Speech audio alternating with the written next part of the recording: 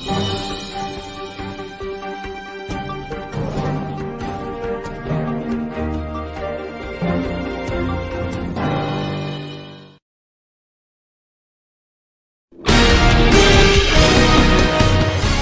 organisation, founded in 2009 under the patronage of Baroness Nicholson of Winterbourne. Its principal goal was to work for the furtherance of democracy, peace and the rule of law in order to counter religious fundamentalism and intolerance in our global communities. In an increasingly fractured world, this goal continues to be the driving force behind all of the Forum's activities. Lord Charles Bruce is the current president of the Forum. Since its inception, the Forum has hosted and co-hosted seminars on a wide variety of topics relating to democracy and human rights across the world.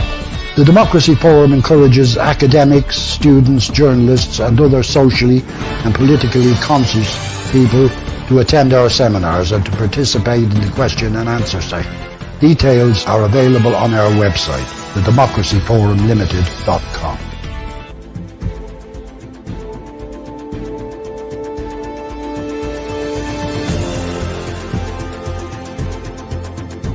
On February 24, 2022, Russian troops staged a full-scale invasion of Ukraine, following years of discord. 2 months on, the war has left thousands dead, millions displaced and cities in ruins. Atrocities against Ukrainian civilians are widely reported. The suffering has extended to ordinary Russians and others, impacted by the ensuing economic chaos. Among President Putin's justifications for invading was that Ukraine, with its desire to join NATO, poses a constant threat to Russia. Others believe he may be seeking to restore the Soviet Empire.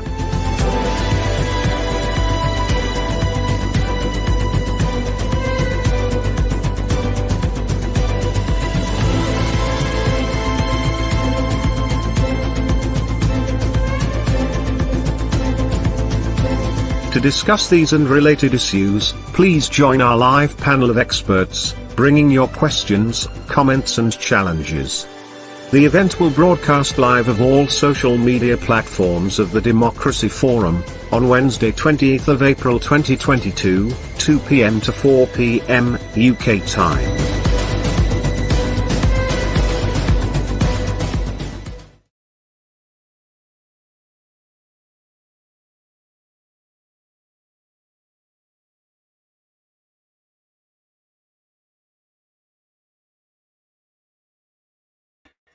Hello and welcome wherever you are in the world to this Democracy Forum debate on a war that needs little introduction, but does need far more discussion on how it ever happened or was allowed to happen, and what will be the aftermath, if there is one, and what changes, if any, to that much used phrase, the rules-based world order.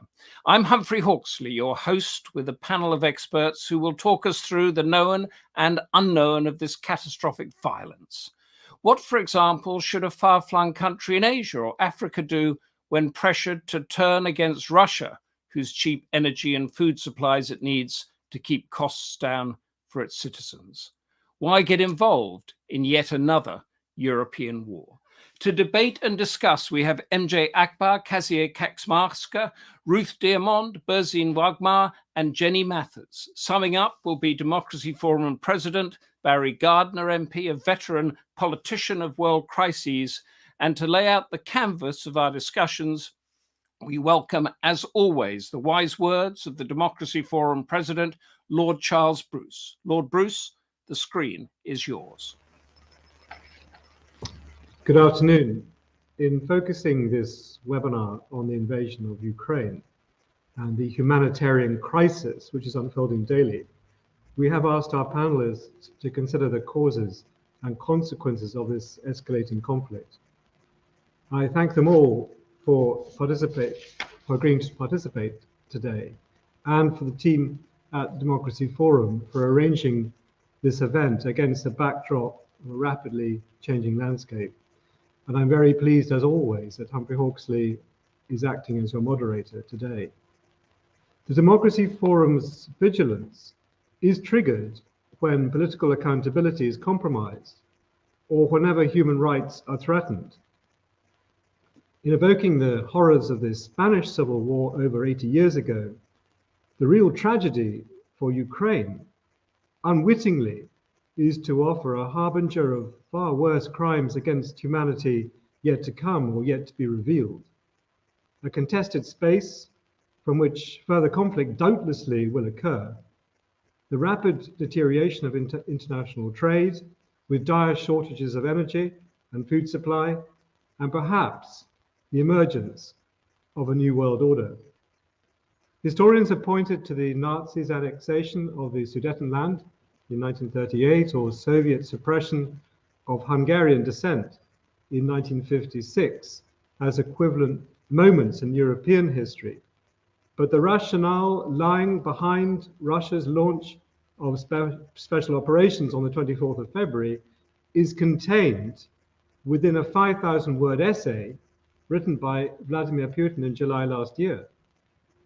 Drawing heavily on a bleakly determinist thesis, Putin clearly indicated that the end result of restoring Russian hegemony on its western flank and reorientating Ukraine away from a European destiny would justify a military invasion. In President Putin's eyes, the need to reinforce the primacy of the Russian state is 100 years in the making and is a direct consequence of Lenin's 1922 constitution, which set up a federation of republics within the Soviet Union and ultimately which propelled the breakup of the USSR into separate independent states in 1991. The historian of the Soviet era, Robert Service, explains that the key to understanding Putin is his adamant belief that Russia is a great power whose sphere of influence should extend to as many former Soviet republics as possible. And there's no state more important to him than Ukraine. Indeed, it is the contested definition of Ukrainian statehood that has led to the current denouement, as Professor Service suggests. On the one hand, Ukraine is viewed by the United States and its allies as a democratic sovereign state seeking collective trade and security arrangements via membership of NATO and the European Union, while on the other hand, it is regarded by Russia as a dangerous aberration, a pretend state, flirting with Western decadence in contravention of its Russian parentage. Consequently, the invasion is the result of two immense strategic blunders.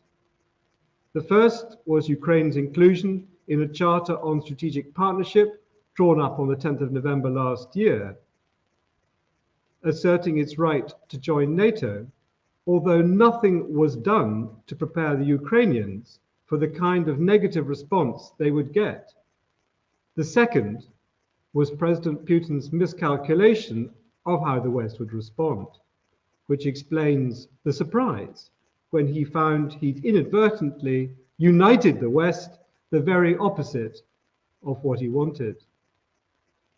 Commenting last week on the economic consequences of a war fought over the world's principal breadbasket and the dislocation caused by the sanctions imposed on Russia following its military action, the managing director of the IMF warned of lower growth and rising inflation. This is a massive setback for the global economy, she said.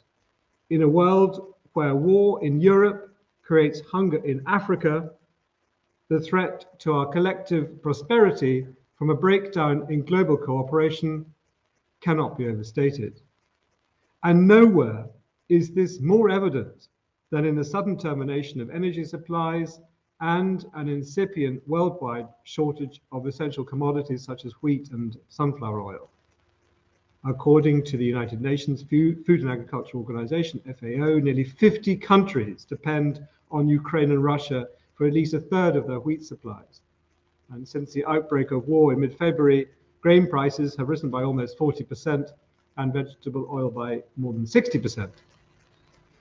With no resumption of adequate trading volumes in sight, the director of the United Nations World Food Programme David Beasley, told the UN Security Council at the end of March that the war in Ukraine has created a catastrophe on top of a catastrophe beyond anything we've seen since World War II.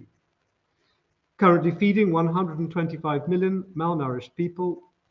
Until the spring of this year, the World Food Programme received half the grain it distributes from Ukrainian farmers. Since the outbreak of war and the curtailment of supply, its month-to-month costs have risen by $70 million, and it has no option but drastically to cut the rations it provides to the world's poorest countries, such as Yemen, while gearing up to reach a further 6 million people displaced by the Russian invasion. Mr. Beasley noted that if the conflict is not ended soon, the world will face widespread famine, political destabilization, and mass migration. We will pay a mighty price, and the last thing we want to do is take food from hungry children to give to starving children, he warned. Well, welcome to the webinar this afternoon, and if you have any questions or points you want to put to the panel, please put them through Humphrey. Thank you. Lord Charles Bruce, thank you for that. Two strategic blunders, catastrophe on top of catastrophe, and possibly a harbinger of far worse crimes against humanity yet to come. That's a grim picture. As Charles said, any thoughts, comments, put them in the comments and I'll pass them on to the panelists. Our first speaker, for Asia Hands at least, needs no introduction. MJ Akbar is a journalist and politician, most recently an Indian foreign minister in Narendra Modi's government and a member currently of the Rajya Sabha, India's upper parliamentary chamber.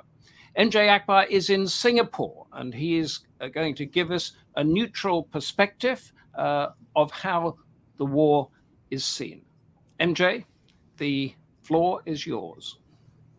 Thank you very much, Humphrey. And as you said, I shall try and give the perspective of a neutral observer on what is undoubtedly a great tragedy of our times, and maybe a very certainly could be a turning point in modern history. One of the most emotional moments, I think, in the war came in the very beginning when President Zelensky asked a question. I don't know how many people remember that, but he asked a question, why has the West abandoned me? This was in February this year. Perhaps the young president has not become cynical enough to fully appreciate the answer. He was not abandoned by the West in February this year. He was abandoned by the West in December last year, when I think that was the time when President Joe Biden said that if Russia began military operations in Ukraine, NATO would not intervene. That was a very definitive statement. And till this day, NATO has not intervened. It's a very strange irony of this war, that this is a war about NATO, and NATO chooses not to defend the very country it wants in its fold. If there is a NATO strategy, it seems to be that it wants to weaken Russia through Ukraine without necessarily having to defend Ukraine with boots on the ground. The second part of the Western strategy, as far as we can see it, is, of course, to create for the leaders without military commitment, to back it up, economic sanctions that sound better than they actually are. As they stand, as we know it today, these economic such sanctions would actually deter President Putin is hoping for too much. Sanctions by themselves have only limited impact. After all, Iran has withstood long years of sanctions and still does not show any great drop in its capacities. But the sanctions are ineffective, essentially because no one has touched the great elephant in the sanctions room, and which is stopping the imports or stopping the Russian exports of oil and gas. As we speak today, right now, the European Union alone Russian gas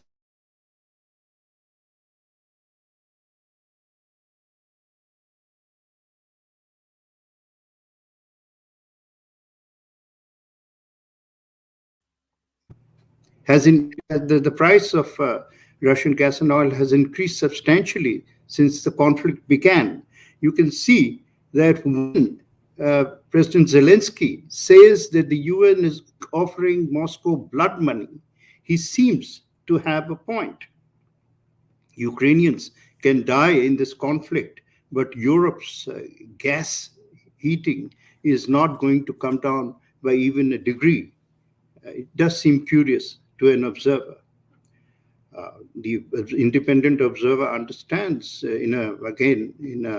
shall we say, a distant way, that Russian oil is stopped. The price will go up to $200 a barrel. And new pipelines to Algeria or Azerbaijan are not going to be very easy to put into operation. One thing that does strike one, of course, is the fact that some European leaders are using Ukraine for their own political purposes. Just today, the Times London had a cartoon showing the British Prime Minister using Zelensky as a human shield against his own problems. And this is fairly obvious. It is a bit cynical, and I don't think that this necessarily strengthens the West's case when it asks for support. On a more, one fact that seems to have been forgotten is that on 3rd February of this year, the foreign ministers of Russia and China issued a statement that they had coordinated positions on Ukraine. So are we actually now seeing in effect a Russia-China coalition with China playing the silent mentor? The Russians, on their part, have, to put it mildly, and the rest of the world too, for that matter, cannot quite understand America's strange belief that you can defend strategic interests without putting boots on the ground. This is one thing that is in common between Presidents Obama, President Trump, and President Biden. However ideologically apart they seem to be, they are. That on this issue, they are absolutely together. And this has been noticed by everyone. This has been noticed by everyone, I repeat. Putin himself watched while President Obama in 2012 drew a line on Syria, and that line became a blank. And then when he moved into Crimea, we cannot divorce what is happening today from the recent past. When he moved into Crimea in 2014, the world simply watched Russia get away with redefining its strategic map. There are always many quotes from Lenin, but the quote from Lenin that I believe that Russia's President Putin has absorbed fully, Lenin saying, probe, and if you find mush, keep probing. That is what he did. It's another matter that, in my view, he has now proved that he has forgotten the difference between reach and overreach, and that is what is going to cost Russia heavily in the short term, medium term, and in the long term. The two biggest casualties of the Ukraine war, one is Russia's what might be called ability to hurt its own interests by this overreach, military overreach. I think without having committed what is increasingly being seen as a strategic mistake, impact on world affairs over the than it is. What we are seeing now is after what we witnessed in Afghanistan, the retreat of America, we saw what I have described as the sunset of American power, merging into the dangerous twilight of cave. And if America does not take a stand or does not assert itself in the Pacific when the challenge comes towards Taiwan, and I note that it is an if, then we should probably see a decline of American power. The subsequent question is this, and this is a question I think is on everybody's mind. Has Ukraine made an invasion of Taiwan more or less likely? The conventional wisdom says more likely, but I argue that this is actually less likely. And this is not because of the might of superpowers or the ability of superpowers, and China may well be a contemporary superpower. It is because the rise of national power is the rise of nationalism. Today, what we are witnessing in Ukraine is the ability of a nation to defend itself. It may not be able to fully defend itself, but it is showing democracy. And this is really a very forceful indication that we have entered the age of the nation state. We are seeing the end of the bipolar world, which has defined the strategic map of the world since the end of the Second World War. The turning point came in 1990 with the collapse of the Soviet Union. And from that departure point, we saw America misreading its future role. In 1990, America fell into the euphoria of madness, believing that this was the end of history, that there were no more worlds to conquer. Its academic military complex encouraged the notion that the 21st century would now belong to America just as much as most. And America sought what I consider the impossible. It wanted to become the philosopher, the policeman, the guide, the economic honcho, and virtually the security arbiter of the rest of the world. This was mission impossible. Equally, Russia during the Putin era, which is largely from the beginning of this century, sought to achieve the unattainable, which was a resurrection of the Soviet Union's sphere of influence. Both were made impossible by the grit shown by nations. America slipped badly in Iraq and has never recovered. It lost its foothold in Iraq and has never found.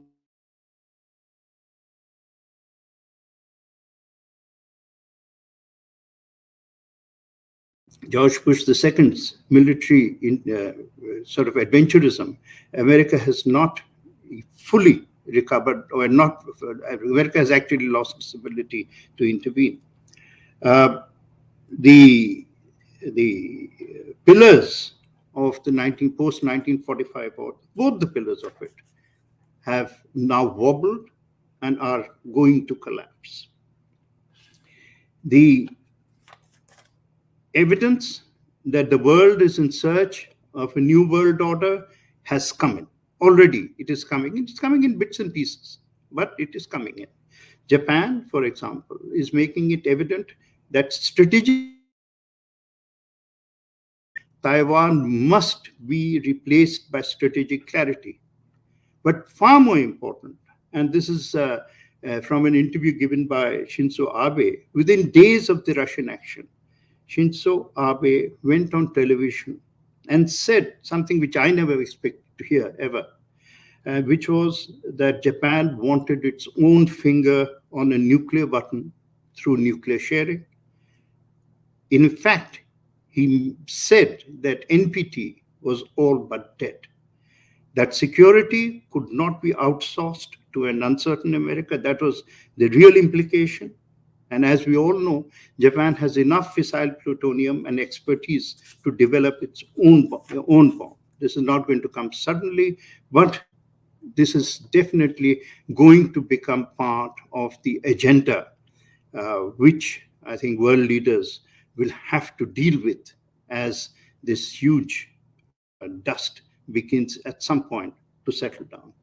Simultaneously, Germany has woken up from military amnesia, and it went into a deep military coma, particularly during the Angela Merkel years, and now has doubled its budget.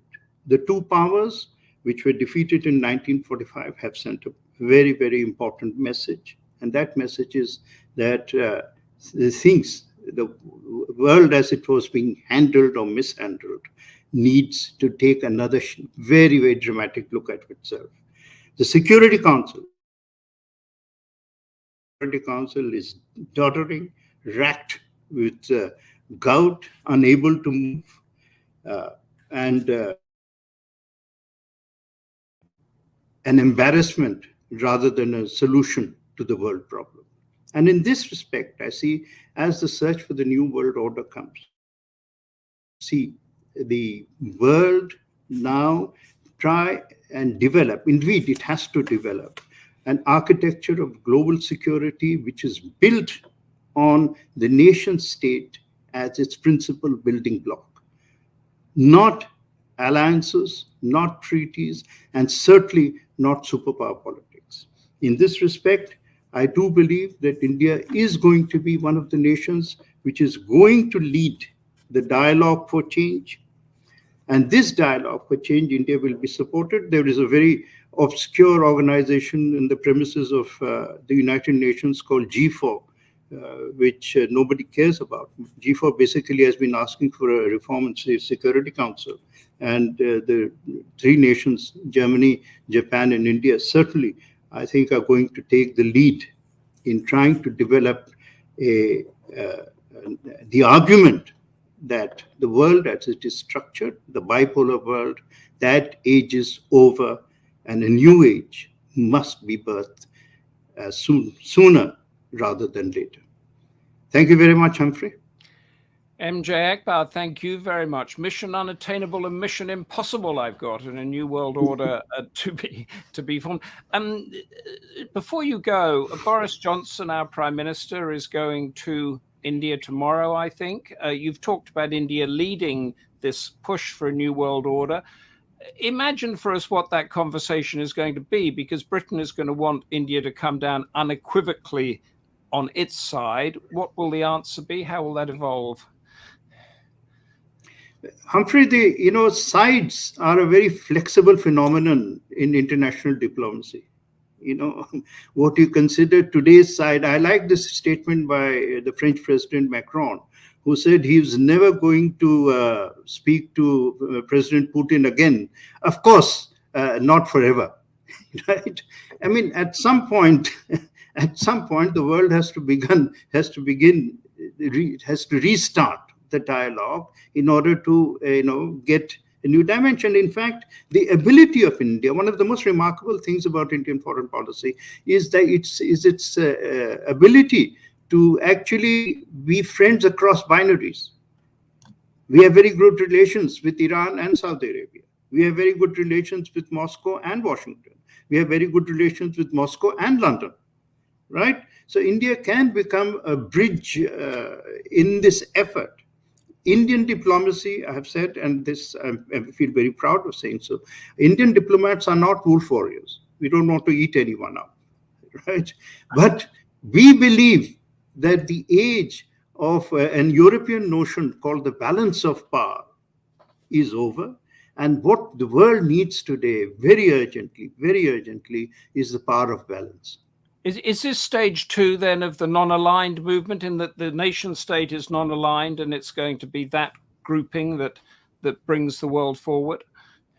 Well, if there's no one to align with, for example, if America and Russia, which with the bipolar sort of, if they're not really worth aligning with, and we can see that their structures are collapsing, both of them, then if alignment goes, the non-alignment also vanishes. Nothing to align with. So. Nothing to align with.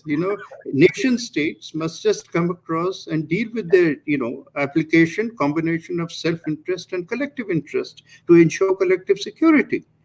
Do it through regions, do it through, sectional geographies, through larger bodies, like some form of United Nations, a reformed United Nations. But we don't expect a League of Nations to emerge from this. Expect a stronger, toothier, more effective United Nations to emerge.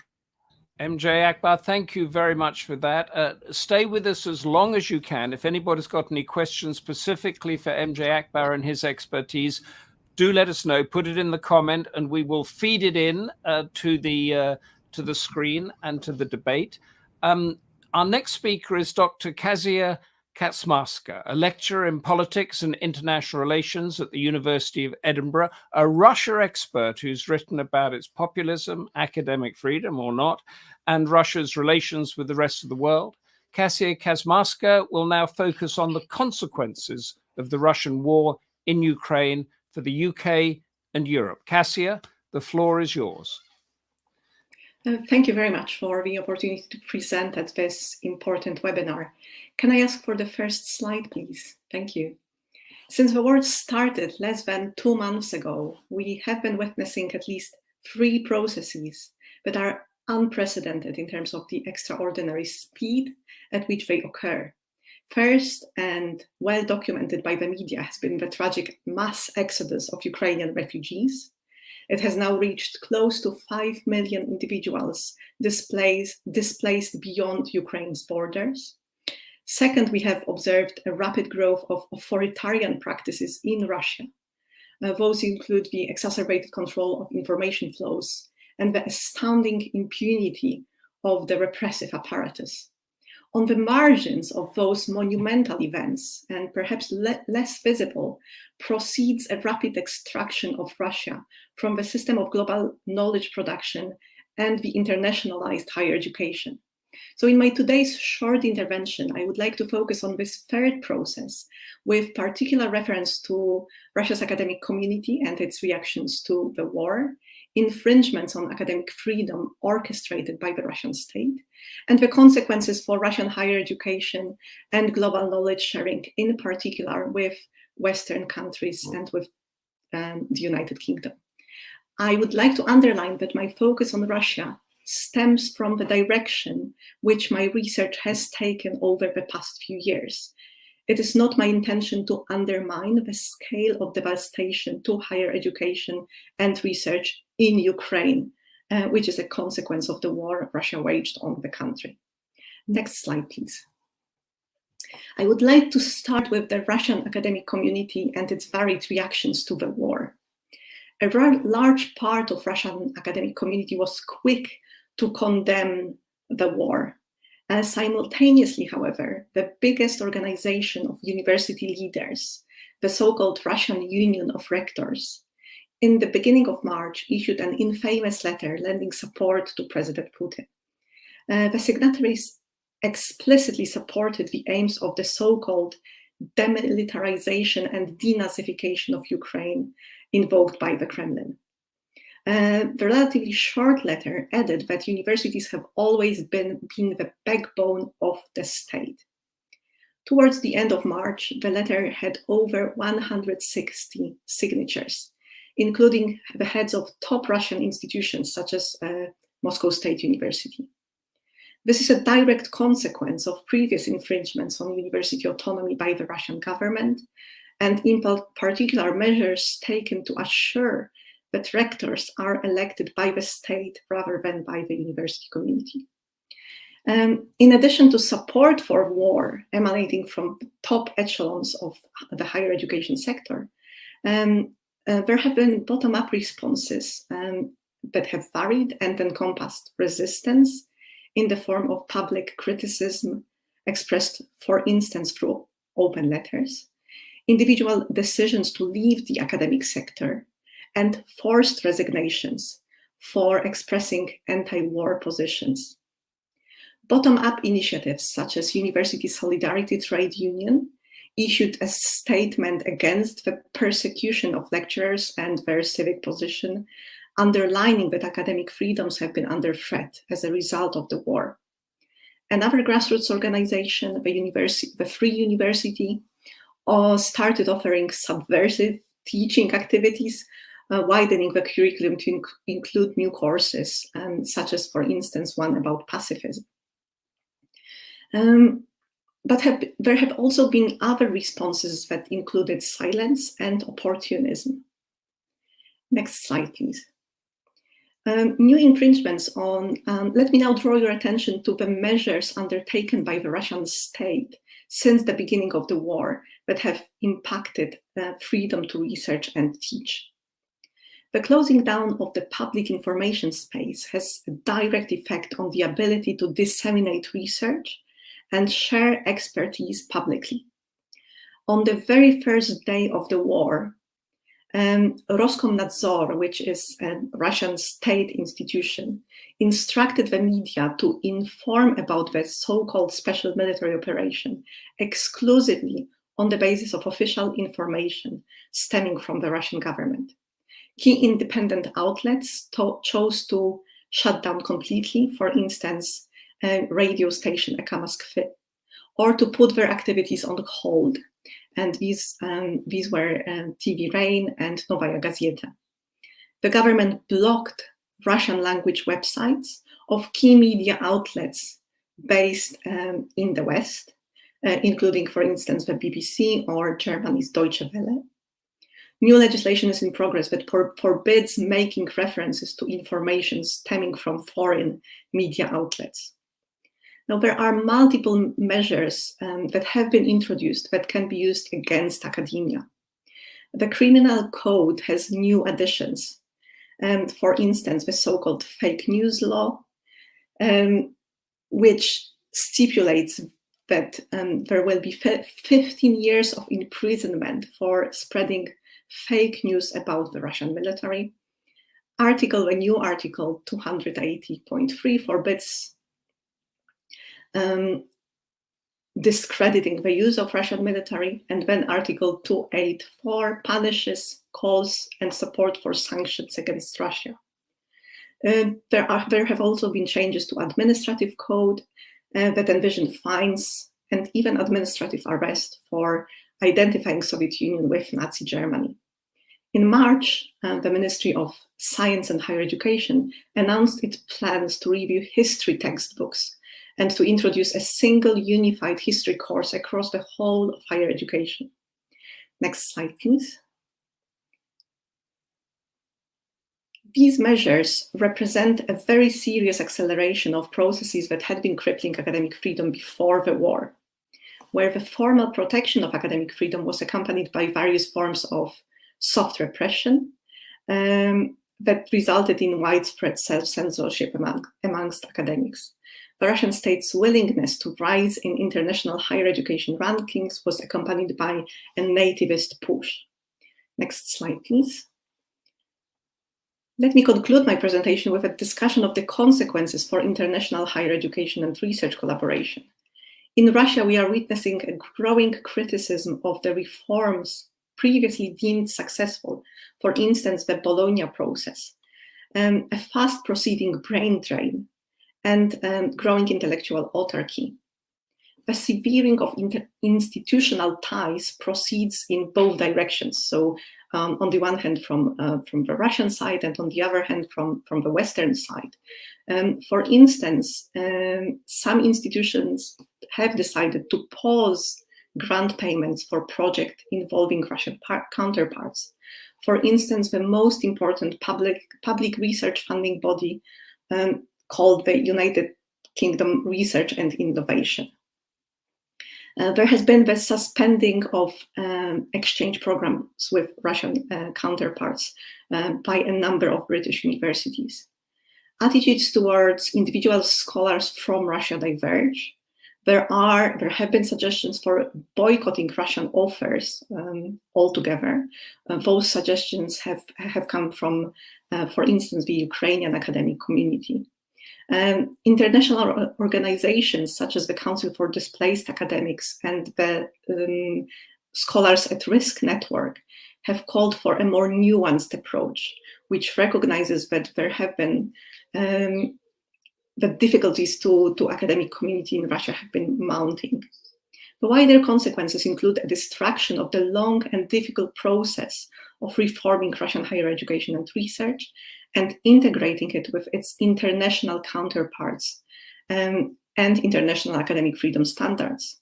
We as an academic community more globally, are forced to change our thinking about challenges to academic freedom. We see much more clearly than before that academia is very much within rather than outside of politics, and that university autonomy is a deeply flawed concept in non-democracies. Finally, the goal and ideal of global knowledge sharing has been severely undermined. The setback will be felt for years to come in the Russian sciences, and I'm afraid to say across the world. Thank you very much for listening.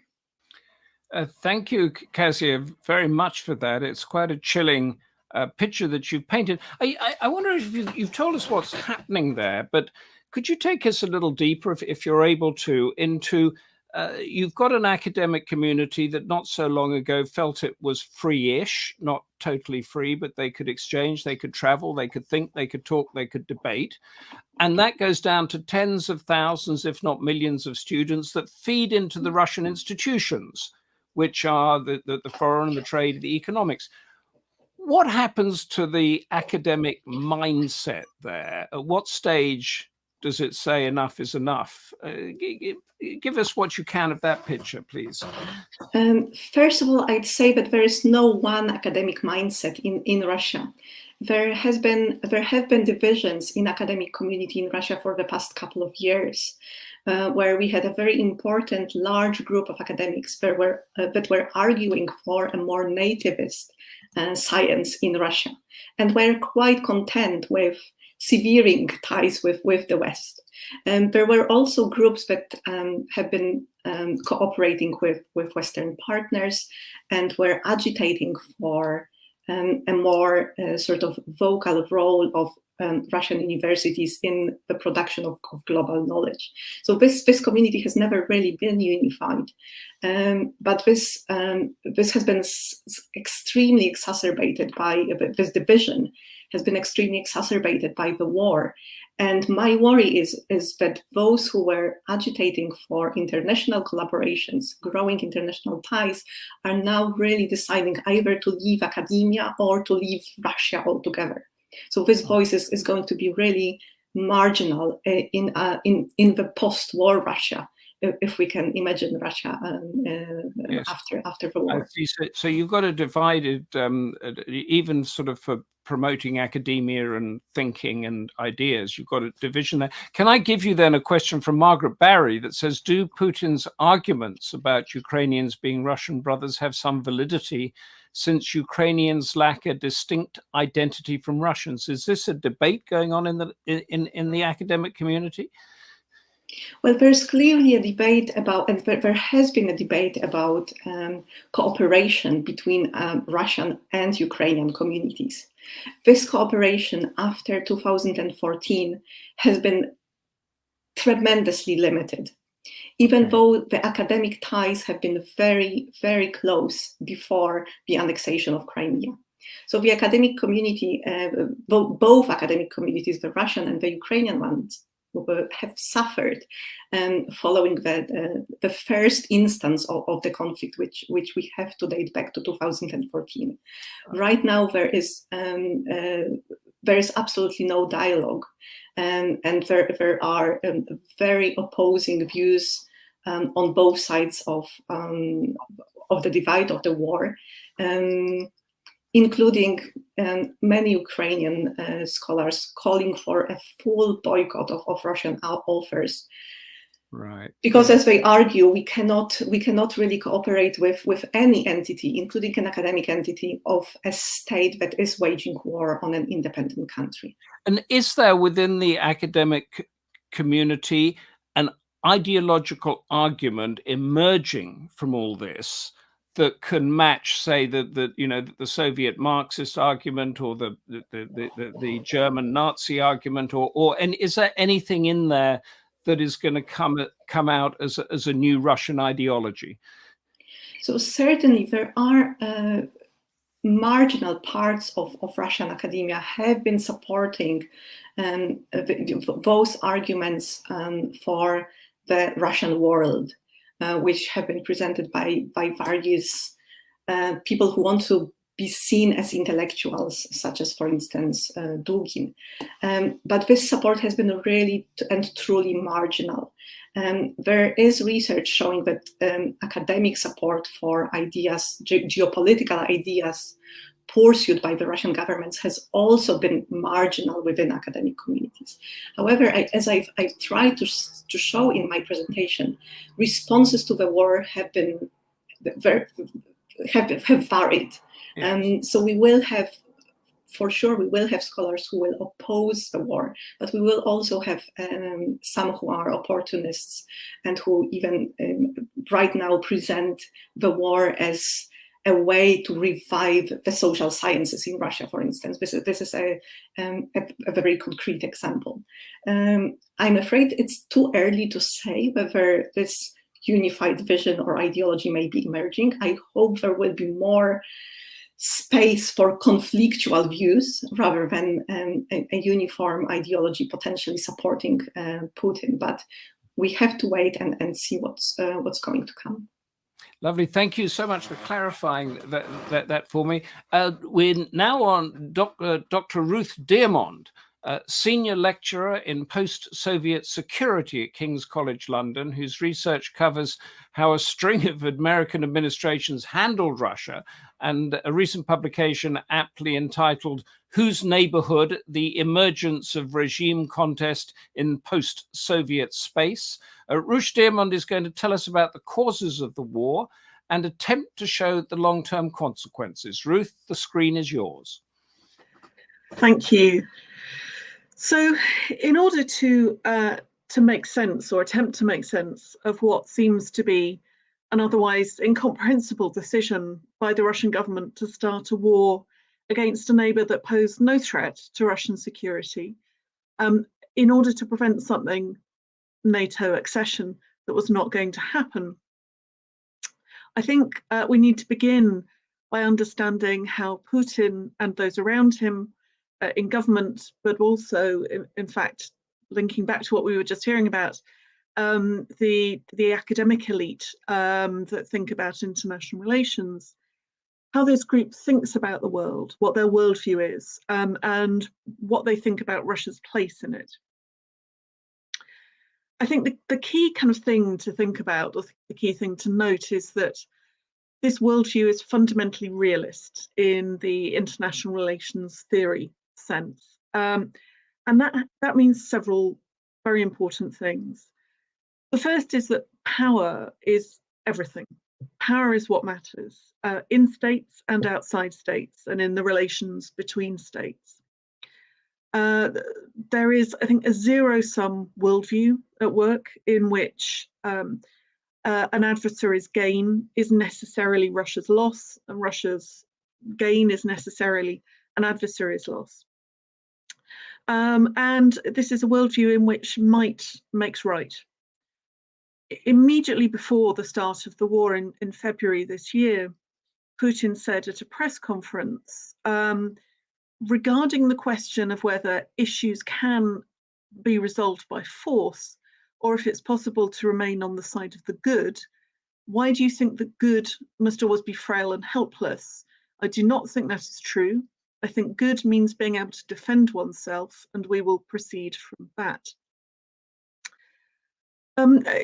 A second or an additional very important point in this realist worldview, one that I think the West has failed to think about perhaps as much as it usefully should do, is that norms and values and discussion of norms and values by states are really seen very crudely as an instrument of power and power projection. And this means that the post-Cold War US-led Western language about democracy and human rights is simply seen as a tool by which the US can advance its national interests under the cover of liberalism. And this includes, of course, conversations about democracy and human rights in Ukraine, including what's happening now. I think most importantly of all for understanding Russia's position is the view that really, because of all of this, because of this realist worldview, only great powers truly matter in international politics. Only the most powerful states in the system really have significance for the shaping of international order, and only their interests ultimately really count. Other states in this view are simply ciphers of great powers, lacking their own agency.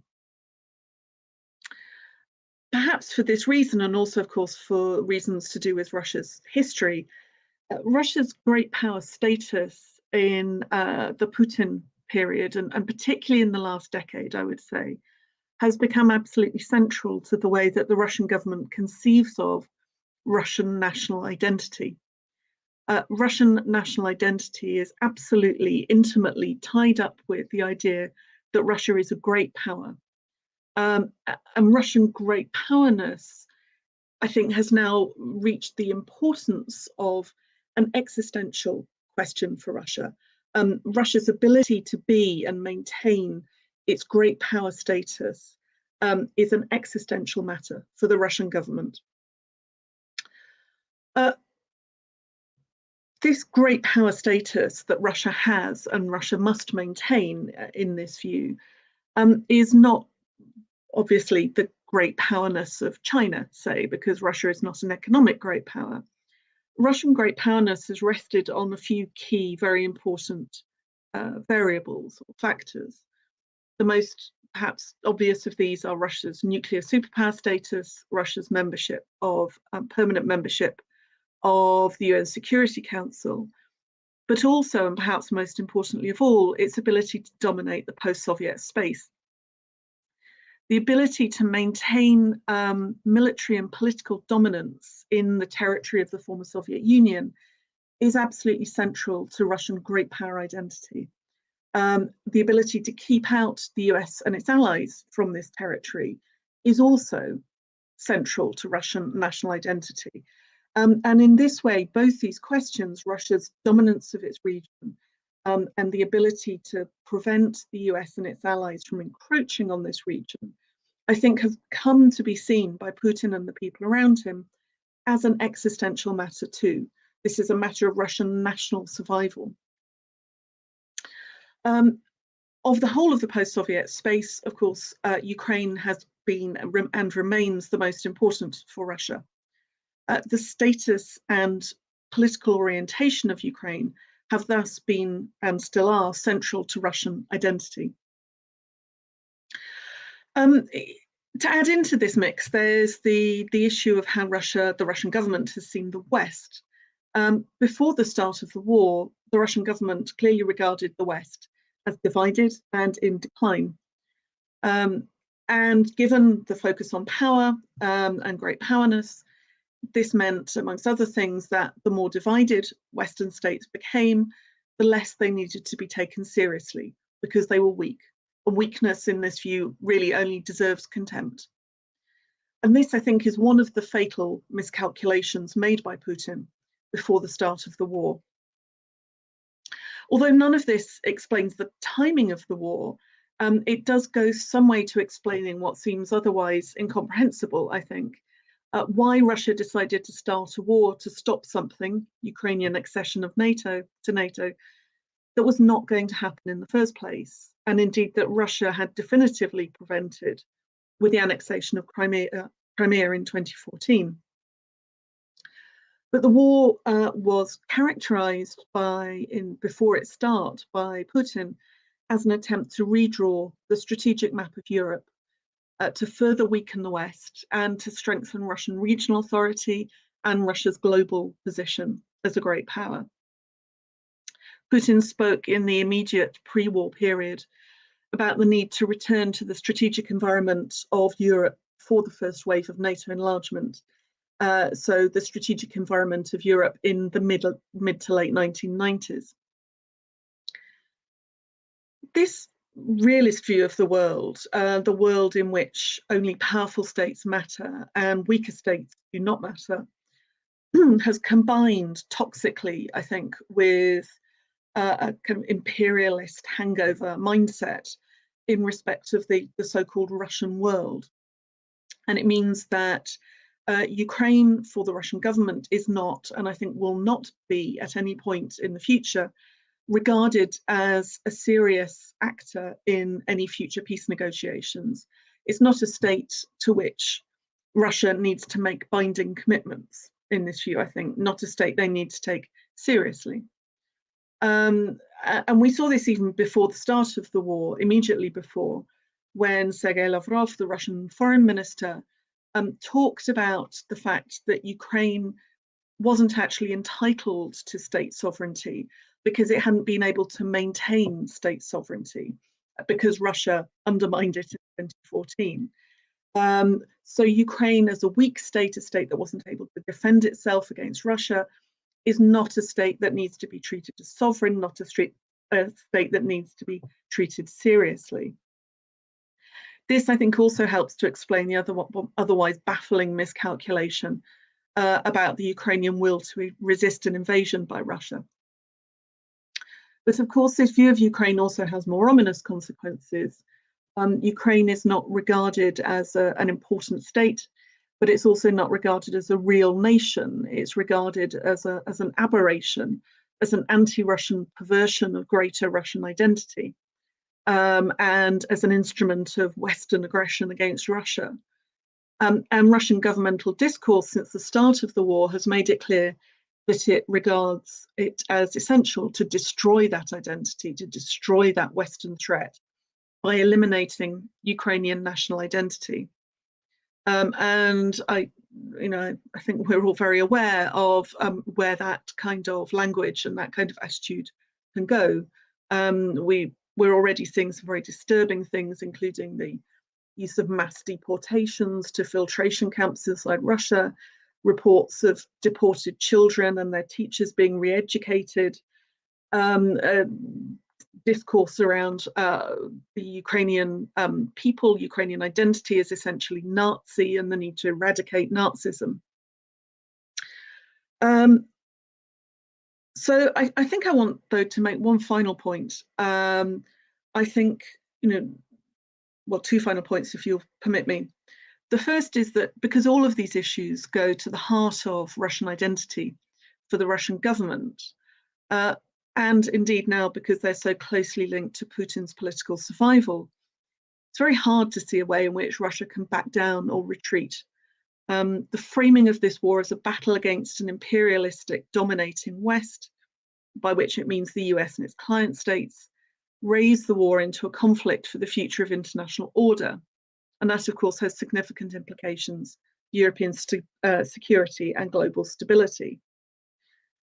My very last point is that, as I said, this realist worldview, anxiety about and contempt for the West led Putin to start a war of choice with the aim of redrawing the strategic map of Europe and returning things to the 1990s.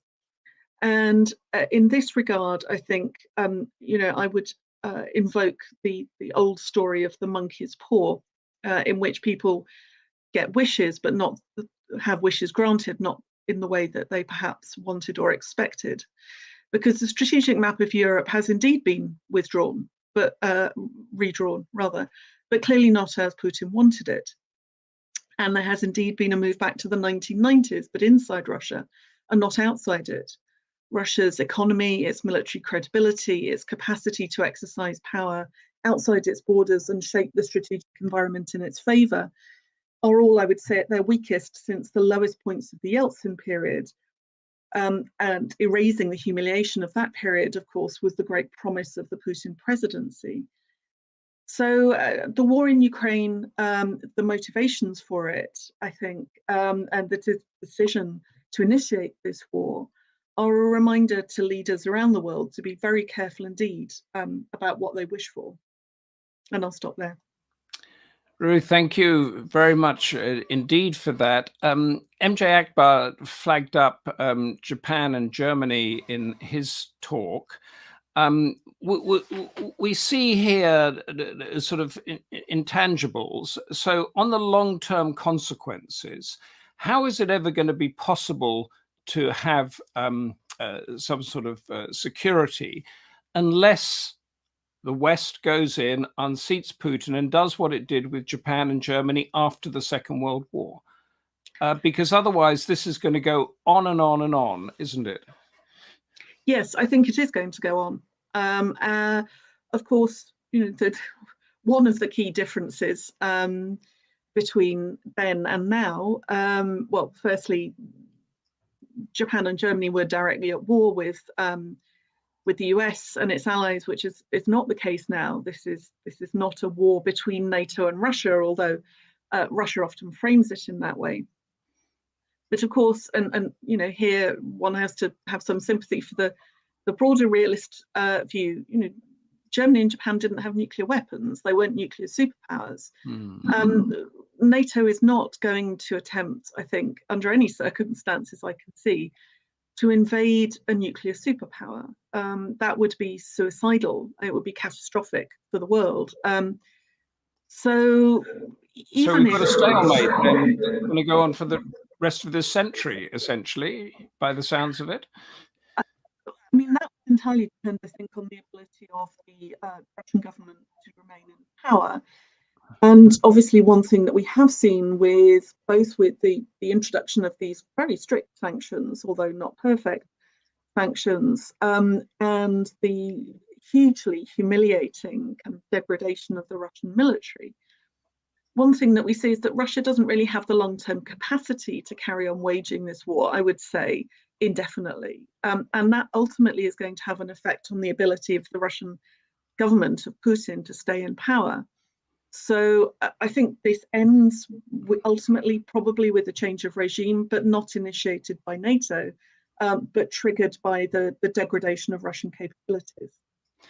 Can I give you a question then from Rito Marden that's come in here? Would it ever be possible for Ukraine to be a neutral country like Finland, for example? Can you see that happening? I mean, of course, there's a lot of debate about that at the moment. I suppose that would depend on the reliability of the guarantees given to Ukraine, because Ukraine would clearly need security guarantees for neutrality to be viable. And of course, there were security guarantees of a kind given to Ukraine in the 1990s.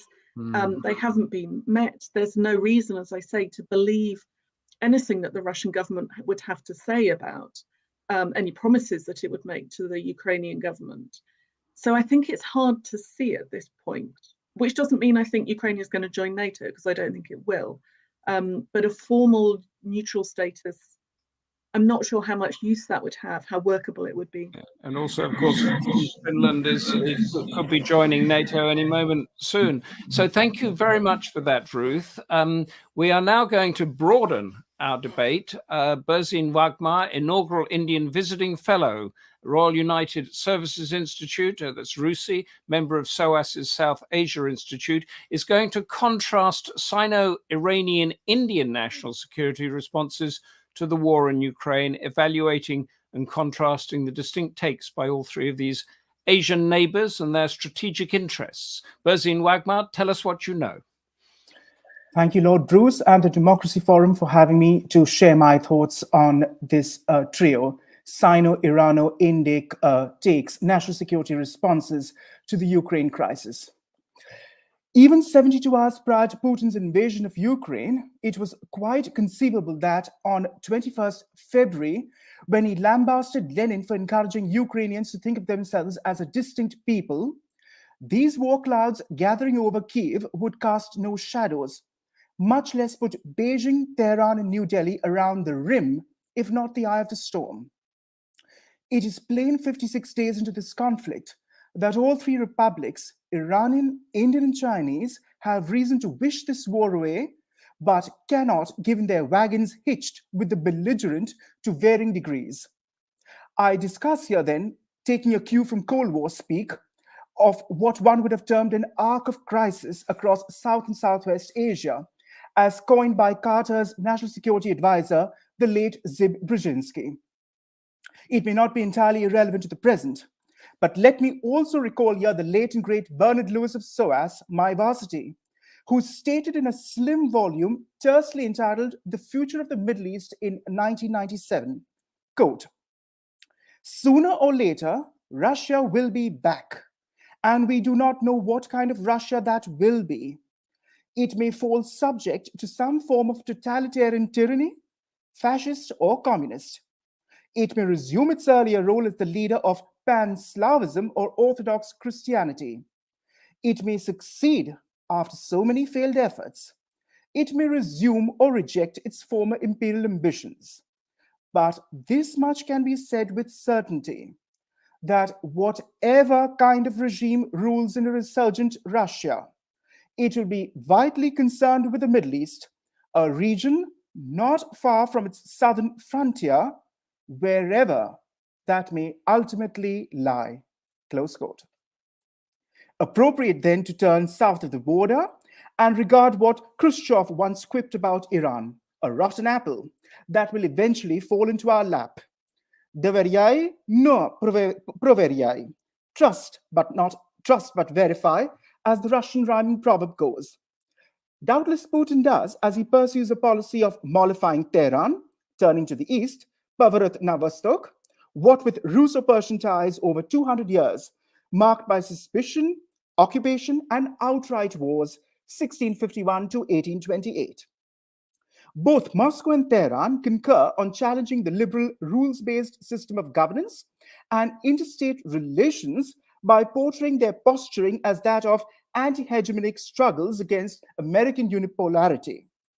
Both regimes, alongside China, are, as Anne Applebaum recently told BBC Newsnight, have a single enemy, quote, democratic activism and the language of liberal democracy. That the sunset clause come 2025 is as eagerly sought by the mullahs as the return of the hidden imam merits no reiteration. Iran, under a hardliner president as Ibrahim Raisi, will rule out any return to the July 2015 JCPOA, Joint Comprehensive Plan of Action Agreement. It will present unreasonable demands and bid for time. And why not?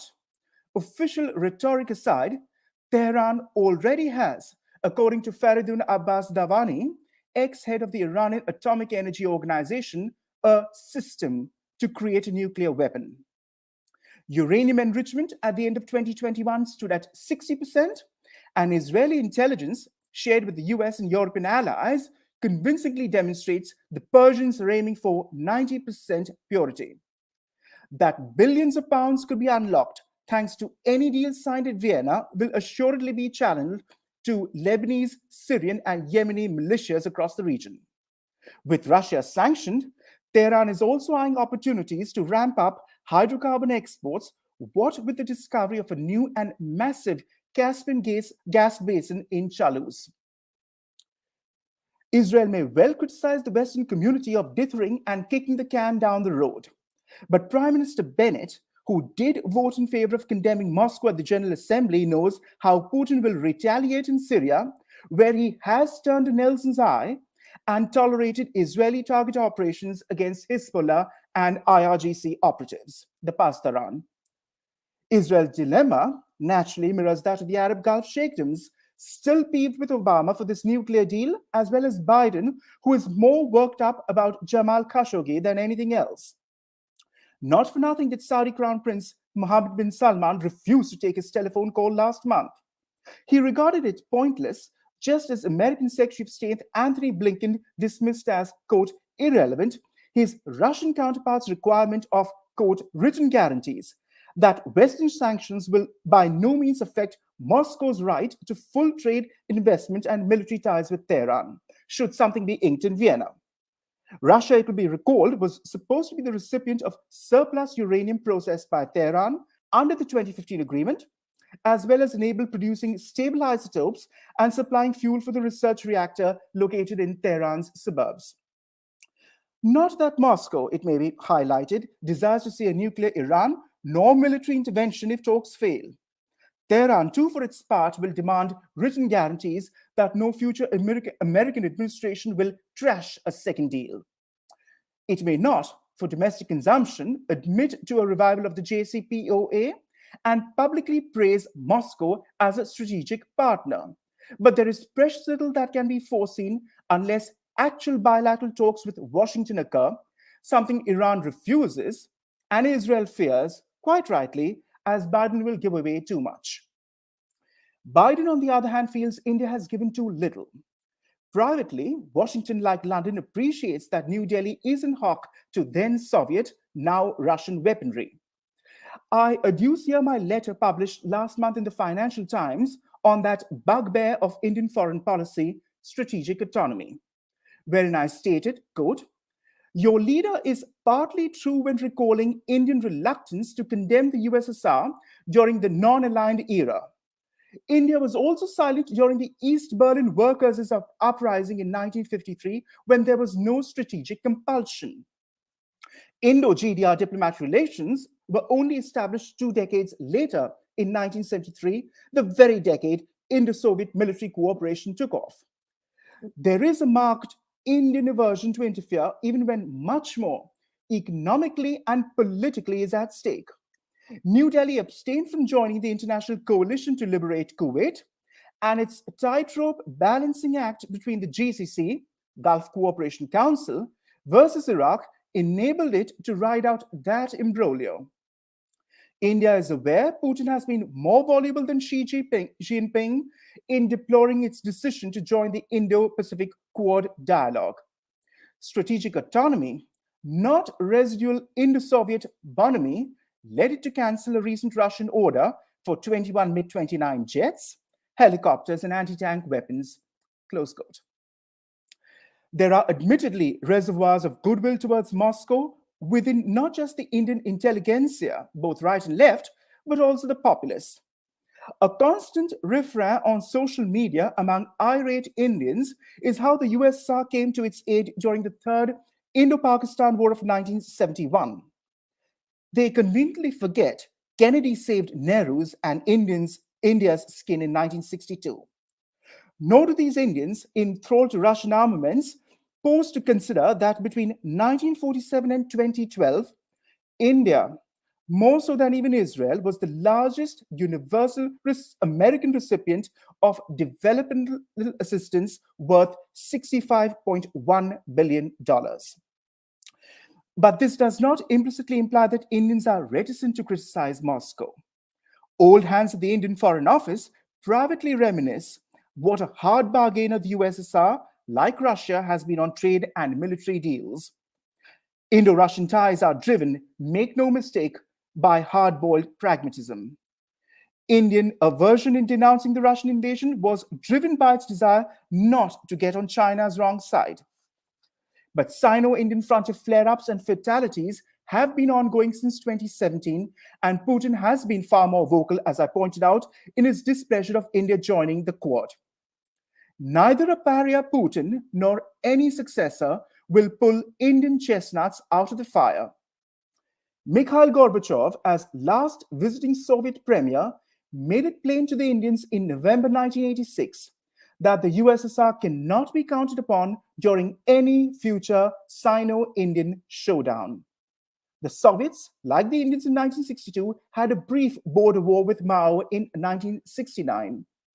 Gorbachev oversaw the first joint demarcation settlement in May 1991, and that 30-year-old Sino-Russian boundary dispute was formally declared resolved by both parties in December 1999. Universally, India is the third largest military spender after the US and China, and second largest importer of weapons after Saudi Arabia. Since 2007, Washington has secured Indian deals over $21 billion. New Delhi has spent over $800 billion in arms deals during the last 15 years. Moscow, since the 70s, still is its largest supplier and spare parts provider. But it will take time before India begins to not just diversify, but also ramp up indigenization. Some 310 items have been added since 2020 by the Indian government to a list of banned imports to not only encourage domestic production of weapons systems, technologies, and ammunition in its public and private sectors, vital during a post-pandemic recovery, but also to contain strategic vulnerabilities such as software breaches of newer defense and electronic platforms. And these breaches naturally brings me to conclude by discussing the mendacious link in this trio, the PRC, People's Republic of China. Vladimir Putin and Xi Jinping can self-congratulate themselves on Sino-Russian ties as having, quote, no limits. Saccharine shades of Sino-Pakistani affirmations of, quote, higher than the Himalayas, deeper than the deepest sea, and sweeter than honey friendship talks all very well. But violent attacks against Chinese diplomats and Pakistani forces continue across Balochistan, the CPEC, China-Pakistan Economic Corridor terminus, and elsewhere, as Beijing wields 28% of Islamabad's external debt. While India dispatches medical aid to Ukraine, Beijing blocks Premier League matches lest its denizens watch full-throated Britons intersperse cheers for their home team with those for President Zelensky and dotty Ukrainians. Xi thought it would all be over within a few weeks and had counted on Putin's tacit assurance. Clearly, everything has gone pear-shaped for the Chinese, who were beholden that Putin postponed this invasion after the games so as to not steal their thunder and maintain public deniability of it, as well as mounting cyber attacks on almost 600 websites of the Ministry of Defense, State Railways, Ukrainian National Bank, among others, on the eve of the invasion, 23rd February.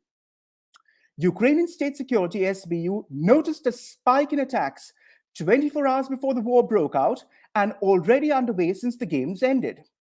This SBU also maintained, according to a report carried in the Times, 2nd April, page 6, that these attacks were distinct from those carried out by Russians to shut and disrupt their systems, given their telltale tools and methods as those routinely deployed by the People's Liberation Army's Cyber Warfare Unit, ergo, the Chinese deep state. China is known to hold offshore bonds and engaging, like Russia, in illegal currency transactions. Ben Stile, Director of International Economics at the Council of Foreign Relations, surmises that should the Russian central bank need greenbacks, Chinese banks could sell their treasury holdings, pass the dollars back to the People's Bank of China, who in turn would credit them to the Russian central bank's account. He maintains, quote, if we are right about the money flows we've tracked, the Russian central bank has at least $80 billion in $80 billion in treasury bonds, as well as Chinese renminbi and gold, which it could liquidate to pay its bills without much difficulty, close quote. But China is in for the waiting game. It knows which side its bow is buttered. Sino-Russian bilateral trade is 87 billion pounds, compared to that with the West at 950 billion. So the Chinese are justifiably leery.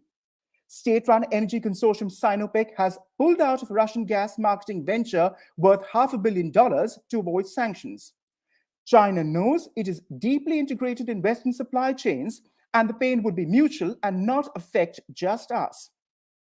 Holding the world's largest foreign exchange reserves is all very well, but not if you lose access to it.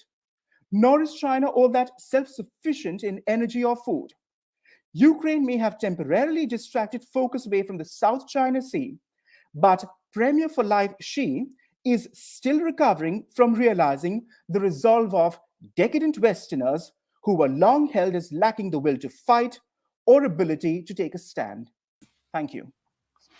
Thank you very much for that. There's a huge amount there to digest, and I wondered if I could give to you a question that we've got coming in. and if you can encapsulate it. You've touched on many of these points before, but the question is, in what ways is the war in Ukraine likely to transform security in Europe and the Indo-Pacific? May I take the latter point, Mr. Hawksley? The Indo-Pacific. Yes, take the latter point. I thought you might. Yeah. China, as I mentioned, has been afforded a breather, what with these decadent whites and Westerners concentrating on the European theater and away from the East China Sea and what is happening. And we know what is happening in the Solomon Islands now. Yes. Exactly. And that just to remind the audience, is that the Solomon Islands has given an area for a Chinese base. Is that correct?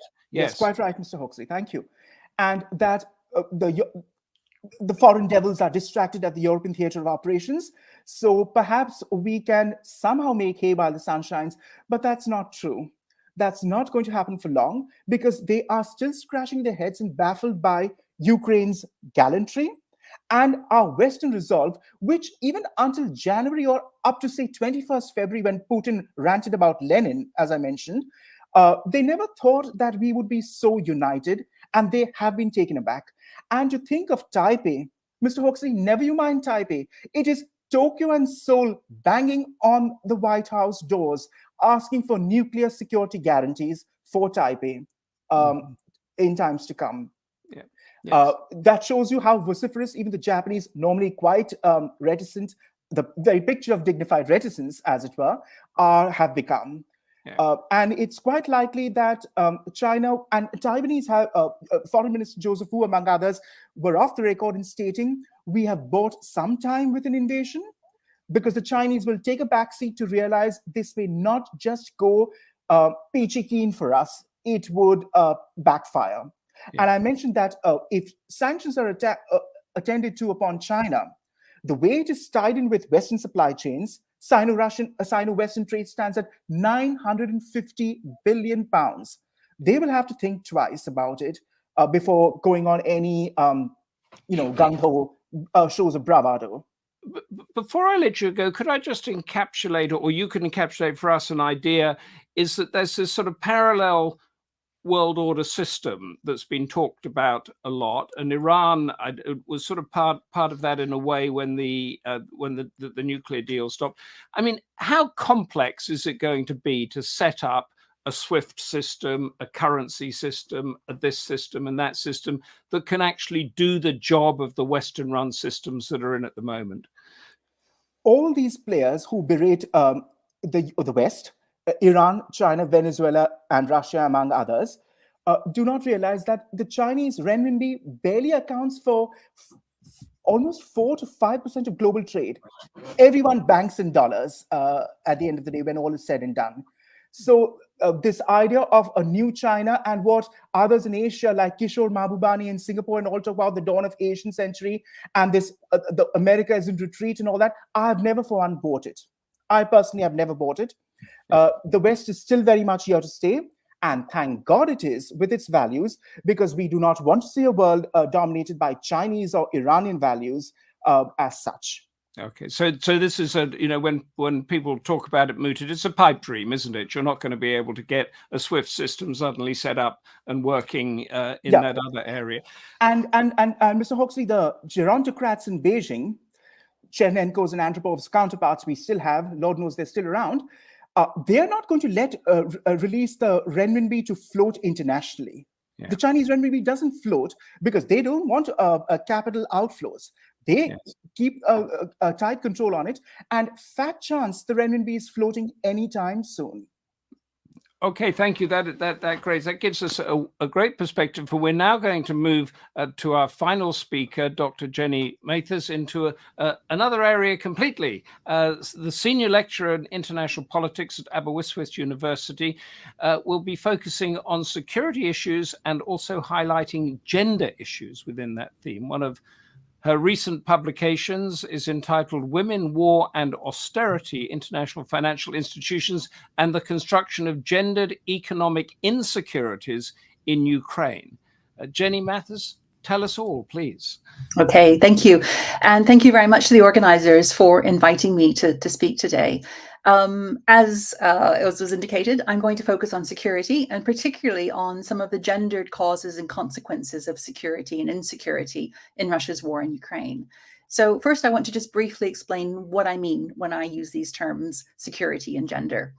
So when we hear the word security, we tend to think about what happens at the level of national states and international organizations like the United Nations.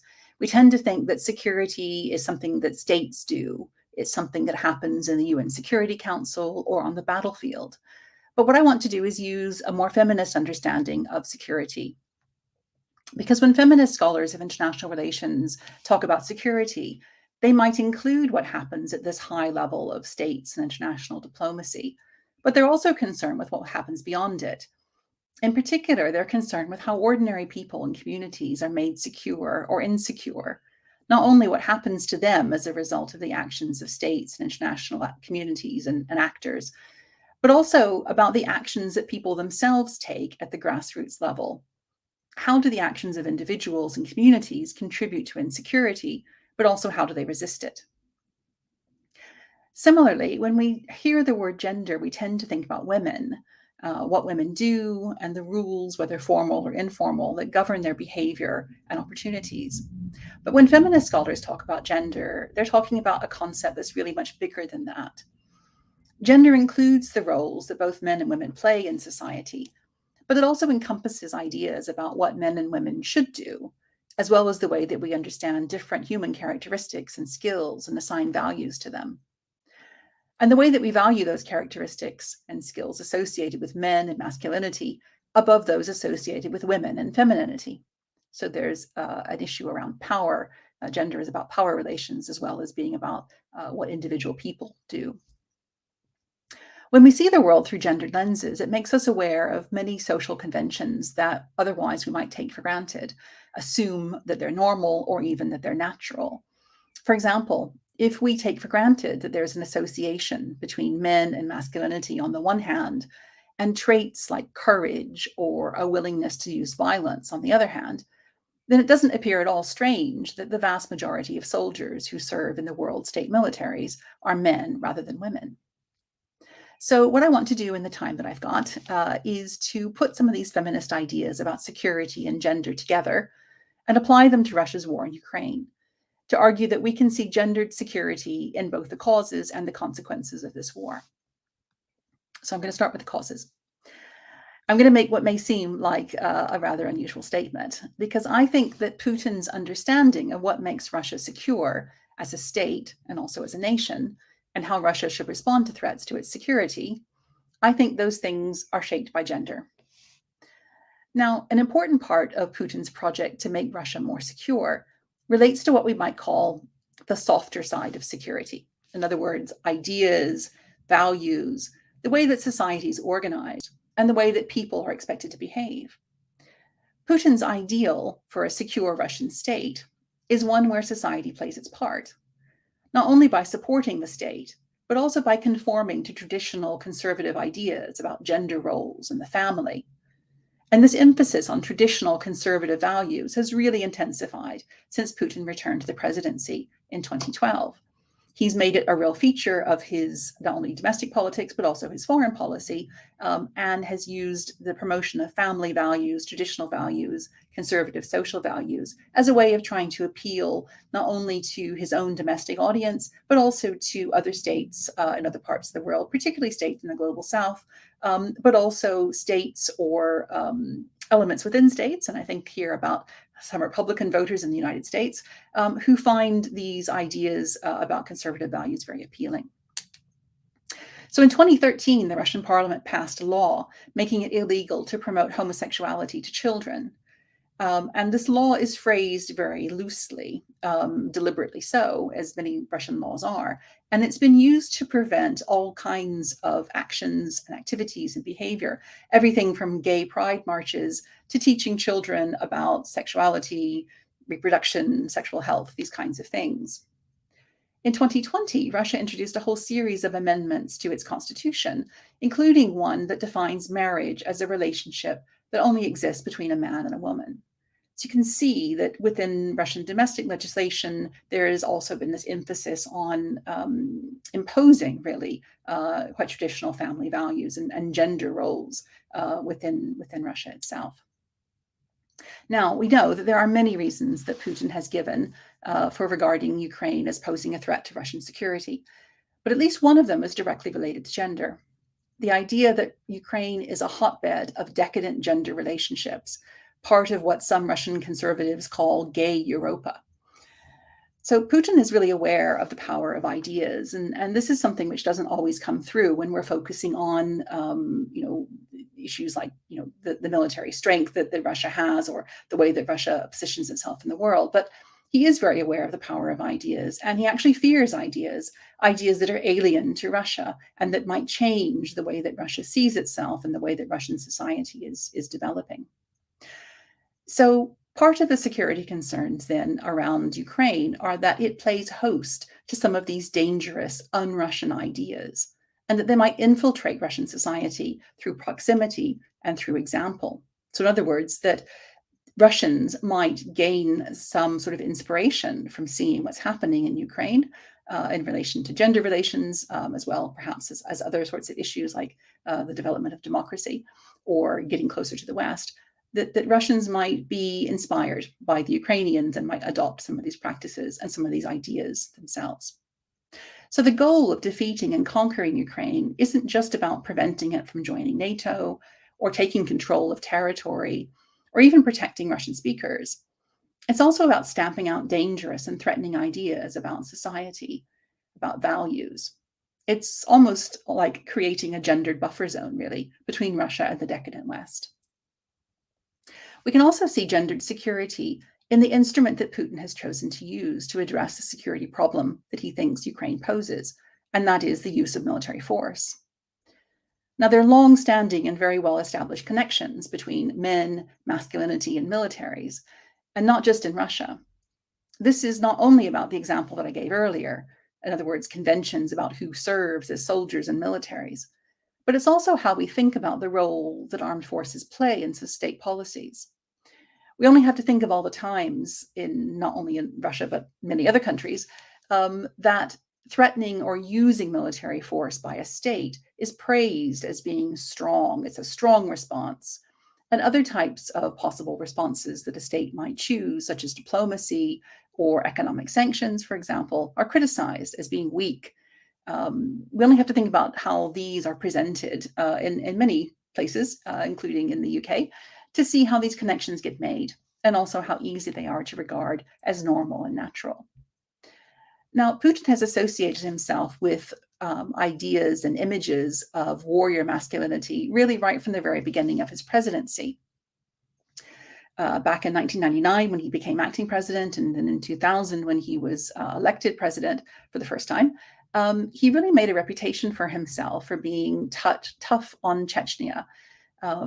It was Putin who presided over the Second Chechen War.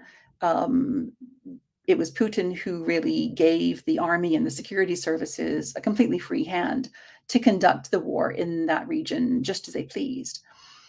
It's not surprising that Putin should see military force, which of course is a highly gendered instrument of security, as the appropriate tool when it comes to dealing with Ukraine. We saw that in the annexation of Crimea, because we saw the referendum in Crimea, which was held, being preceded by the deployment of well-armed soldiers throughout the peninsula, the so-called little green men, or the polite people as they're known in Russia. We saw this when Putin instigated a proxy war in the Donbass region of eastern Ukraine back in 2014, not long after the annexation of Crimea. We saw this, of course, we are seeing this now in the large-scale invasion that Russia began on the 24th of February.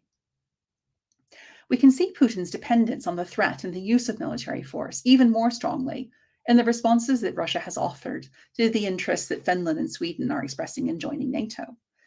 So what are Putin's responses? Well, they're threats both general and specific, that Russia's armed forces will pose, can pose, may think about posing more strongly to those two states if they should actually carry on and join NATO.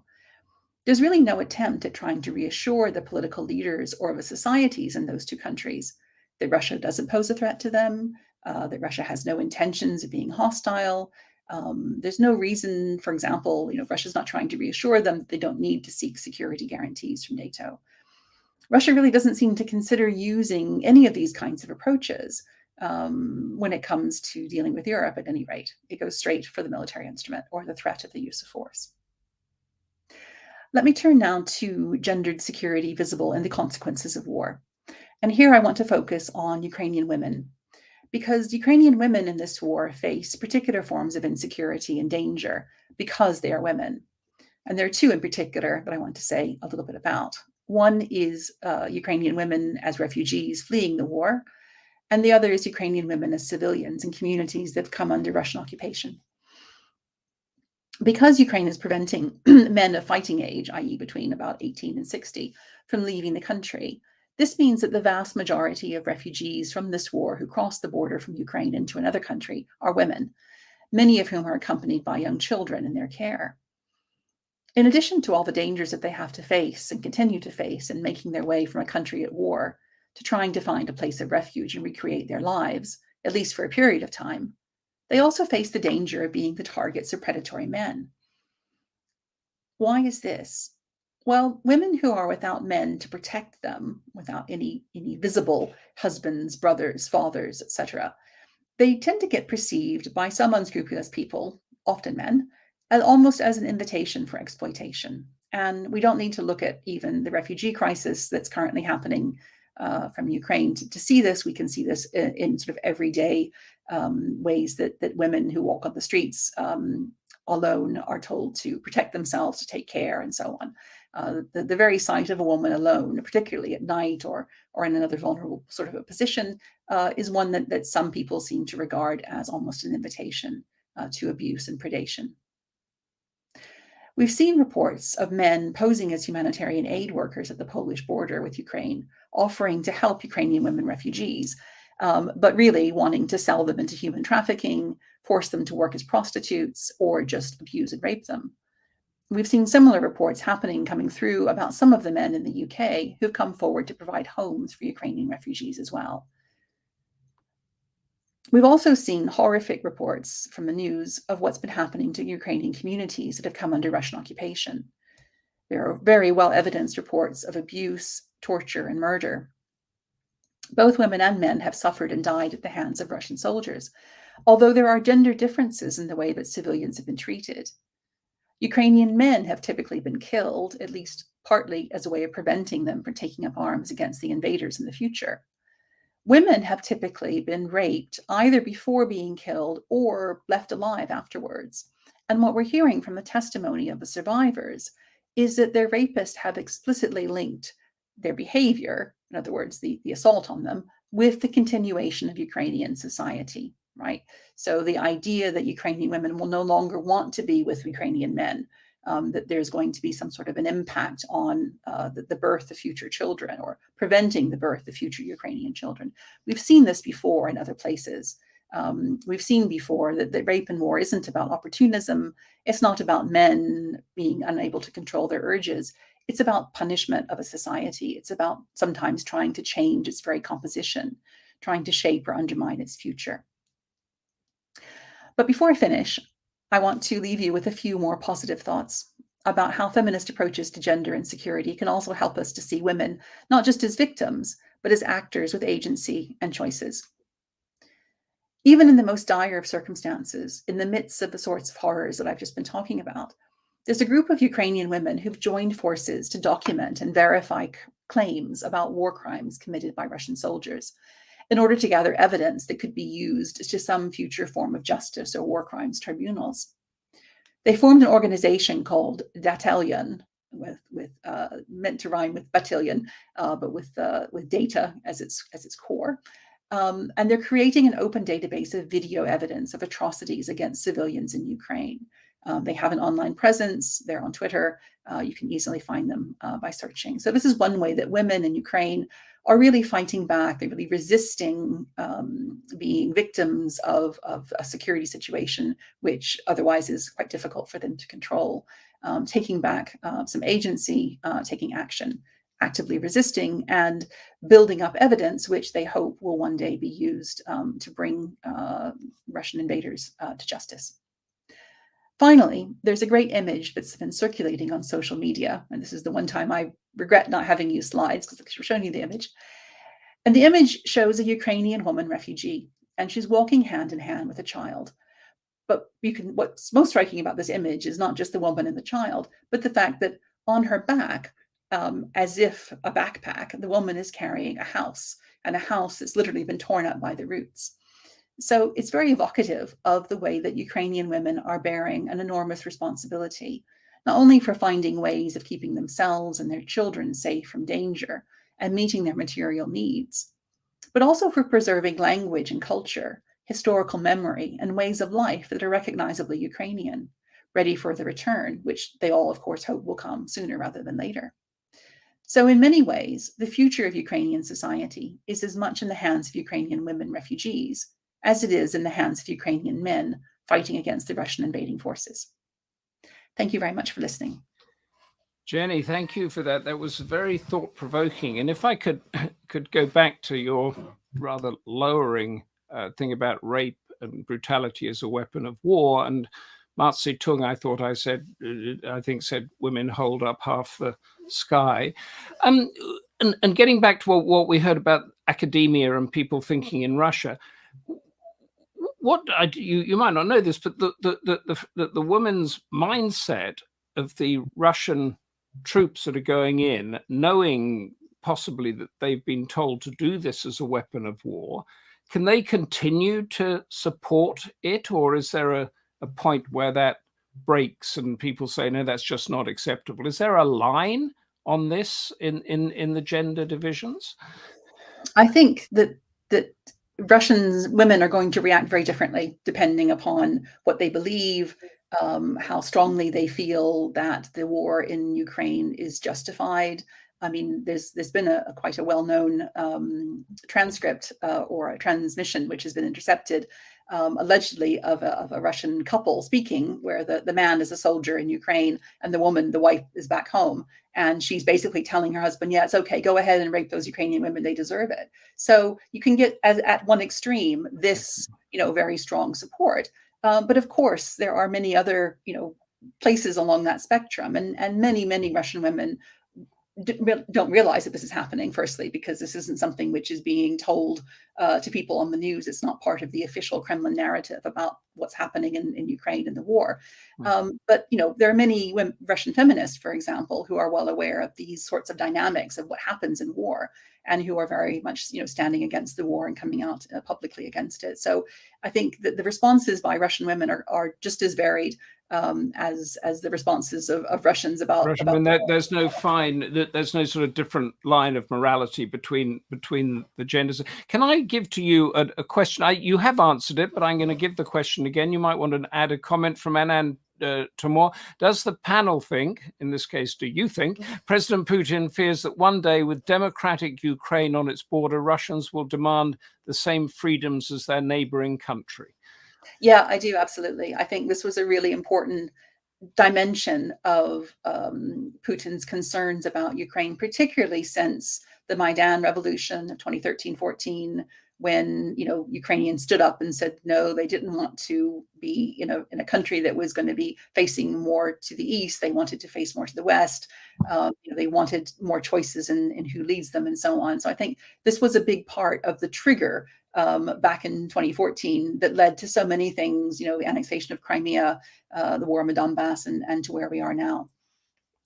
Thank you.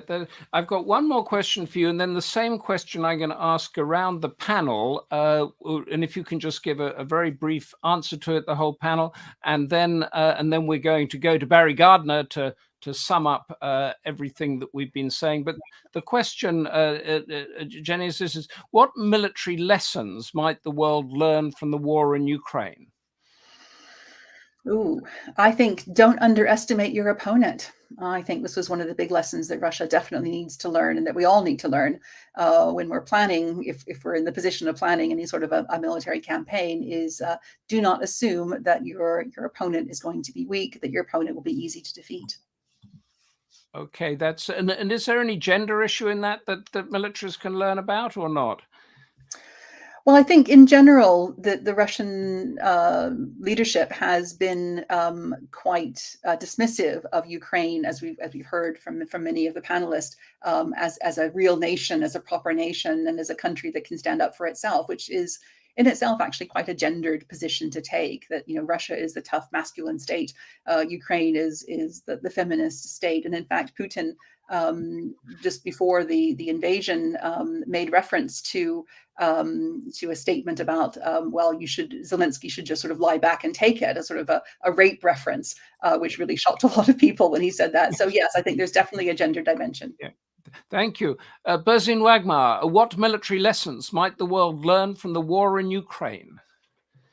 David's endure and watch out Goliaths. And that is something which Taiwan will be watching very closely.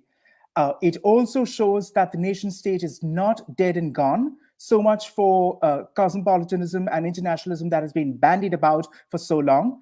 Patriotism still counts for something. There is a lesson here for the left across Western metropolises that and that mostly those leftists within academia and elsewhere who tend to struggle with patriotism, that not all forms of patriotism are debilitating or pernicious. There is something salutary to it in what we see with the Ukrainians defending themselves for their turf. And Mr. Hawksley, to Mr. Tomar's very good question, this is what is happening with China already assisting Iran through the Green Revolution and even up to now in surveillance measures. Right. So this is the alternate universe that China, Iran, and Russia, and Brazil and others would like to construct and have us partake of. The strongman syndrome, as Jenny talks about, Putin, Bolsonaro, Trump, etc. And there are so many who are beholden to this for a variety of reasons on both the right and the left. Over to your other speakers. Thank you very much for that. Ruth Deyermond, what military lessons might the world learn from the war in Ukraine? Well, I think there are a huge number, and everyone is going to be studying this war for a very, very long time to come. But I will just touch on 4 very quickly. I think the first one is that shiny toys, expensive toys, are no substitute for getting the basics right when it comes to war. It's a big problem, I think, for the Russian military. Very important one, that armed forces, that states should never underestimate the importance of morale and the will to win as a factor in military capacity. One that is, I think, an issue for all leaders, but perhaps particularly for authoritarian leaders, where there's a lack of kind of plurality in debates and discussion around war. Don't take your subordinates' assurances at face value. Well, when they tell you how easy a war is going to be, what a great state your armed forces are in, you need to push back on that and question it. And then finally, and this is actually something that Jenny and I have talked about in another context before, learn from past mistakes, because one of the really weird things for me about this conflict is that it looks so much, in many ways, like the disastrous First Chechen War in the 1990s, and that Russia has really not learned the lessons from that conflict. So, particularly if you lose a war, you need to understand why and learn from that, and Russia simply hasn't done that. And a quick yes or no on that, an invasion of Taiwan, less or more likely? I would say less likely, but I would defer to the experts in the room on that. Kasia, Kaczmarska, what military lessons might the world learn from the war in Ukraine?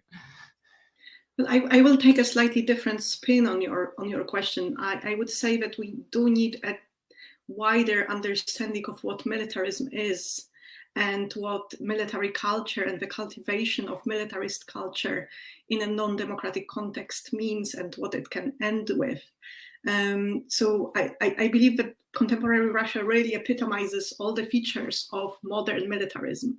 So the armed forces are presented as the resolver of conflict and tensions. Having enemies is considered a natural condition, and the state without the military is really seen as naive and not modern.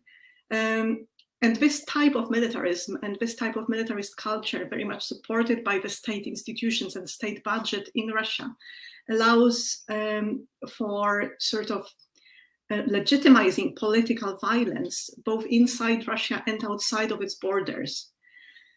So I believe we do need to have a broader take on militarism, and not just military lessons that can be drawn directly from how the conflict proceeds. Thank you. Okay, so different take. Let me just get this, a better understanding of authoritarian military use of force in a political arena. Is that right? It's also a different way. It's not necessarily linked just to an authoritarianism. Militarism and militarist culture has been present in various societies, including in democracies.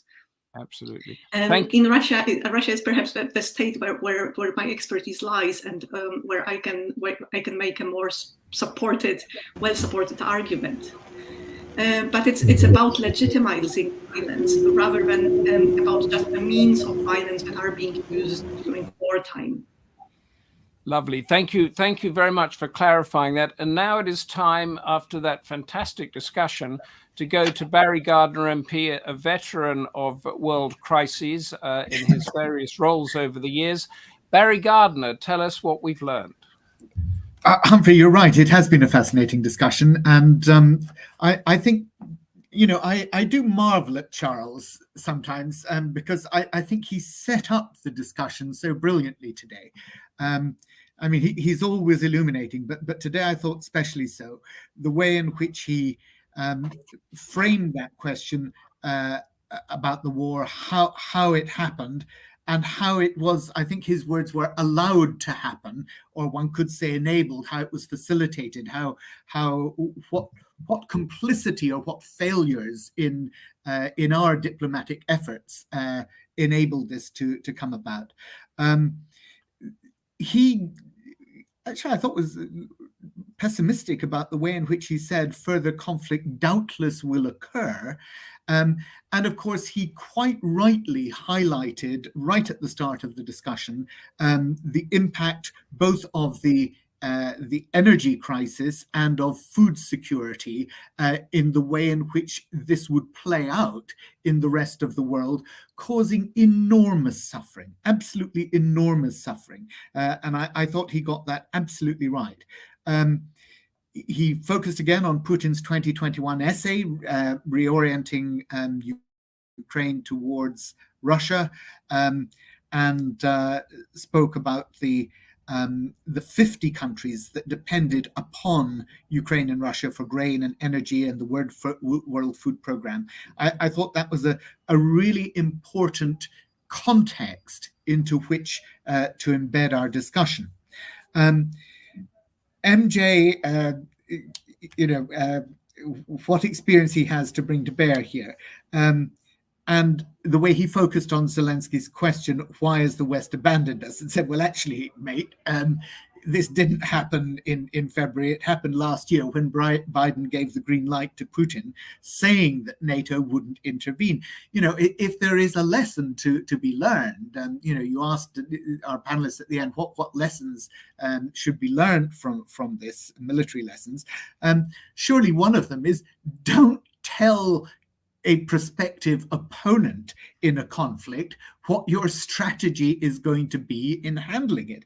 And the way in which Biden was so cavalier about saying that, I think one can see why MJ then said, perhaps there is a strategy here. Now, whether this is correct or not, I think he's right to have alluded to it. Whether there's a strategy here that the West actually is seeking to weaken Russia through Ukraine without having to defend it with boots on the ground. And that was a point that I thought he made. I wasn't sure whether he was advocating it and saying that he believed that this was correct, but it was certainly an interesting thought that might have justified, or at least explained rather, Biden's remarks back in November last year. He was absolutely right in talking about the ridiculously impotent role that sanctions have when we are buying Russian oil in Europe and paying what Zelensky calls blood money. Again, one of the other lessons perhaps to draw from this is don't pay your enemy's costs of the war.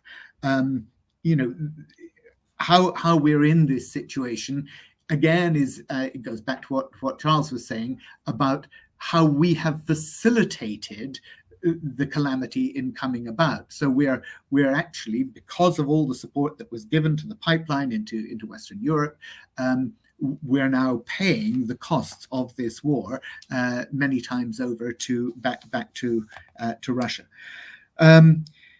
Again, interesting in the way that he focused on the Russian-China coordinated positions on Ukraine from the 3rd of February, and that the West is wrong to think it can defend strategic interests without boots on the ground. Talked about the rise of nationalism and raised the questions of the world in search of a new world order. Again, the remarks from Abe and also the way in which Germany has, I think he used a phrase, woken up from military amnesia. Some might say that it wasn't so much military amnesia as declining to stare its past in the face because of the shame that it might engender. But be that as it may, certainly I think Germany's position now is going to be reoriented, and I think he was right to draw attention to that.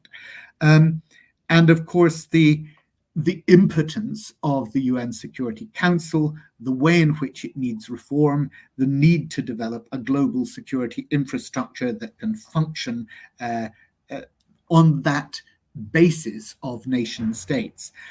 I wonder about that because I think many of the nation states that we have in the world, and you can see it with straight lines drawn across Africa, are not they're not based on culture, values, language.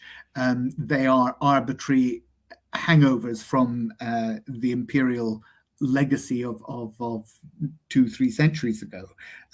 So I wonder just how he sees that playing out, but interesting and absolutely right that we need that reform for security infrastructure. Kasia Kaczmarska talked about the consequences for academic freedom and global knowledge sharing. And it was very interesting to see, Kasia, the way in which you set out, the fake news laws, Criminal Code 2073, no discrediting of the use of the Russian military, Criminal Code 283, support for sanctions, and the fines for comparing the Nazis and Russian. I think you actually said Soviet Union, and I wondered if you were meaning to draw that distinction, that it was the fines were for comparing Nazi Germany with the Soviet Union, which is what you said, rather than with Russia, but I wasn't sure. But the way in which inevitably in authoritarian regimes, there has to be a control of knowledge and a rationing of knowledge. And I thought that was neatly counterposed at the end when, again, when you were asking that question, I can't remember who it was now that said, don't take your inferiors or your generals or your subordinates, I think was the word that was used. Don't take your subordinates' word for it when you're asking how military ready, how your military preparedness is going.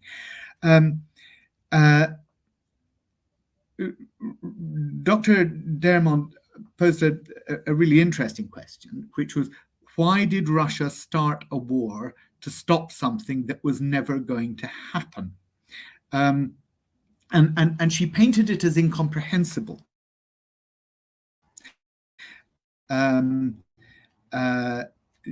This idea that they would go to war to stop Ukraine joining NATO when there was no prospect of it doing so. I wonder whether that was how it was perceived in Russia, whether they regarded that as such a remote possibility that it didn't actually instill a real sense of insecurity in Putin's regime. It was interesting when you said good does not mean frail and helpless. Good is being able to defend oneself. And I think the way in which you framed the Russian mentality was both right and interesting. And of course, when they have the celebrations for the end of the Second World War in Russia, it's not the sort of commemoration that we have certainly in the UK, where we commemorate the sacrifice of the dead, where we seek, peace and reconciliation for the future. It's very much in Russia. We beat you, we won, hooray! It's my family has spent a number of years in Russia. My son's a professor of Russian literature, and this is one of the sort of really disturbing differences in the point of view that we as a population have from them. And I thought you captured that very well in what you said about strength and the perception of strength and what that meant. And how they see human rights and liberalism as about advancing the USA's interests strategically. Also about the notion of great power status. And I always remember Sir Peter Tapsell. I don't know, Humphrey, if you remember him. He was the father of the House of Commons. He once asked David Cameron in 2014, he said to David Cameron, what my honourable friend, or my right honourable friend, fails to understand is that the reason that Catherine the Great was called Catherine the Great was because she provided Russia with the outlet to the Black Sea, the warm water port.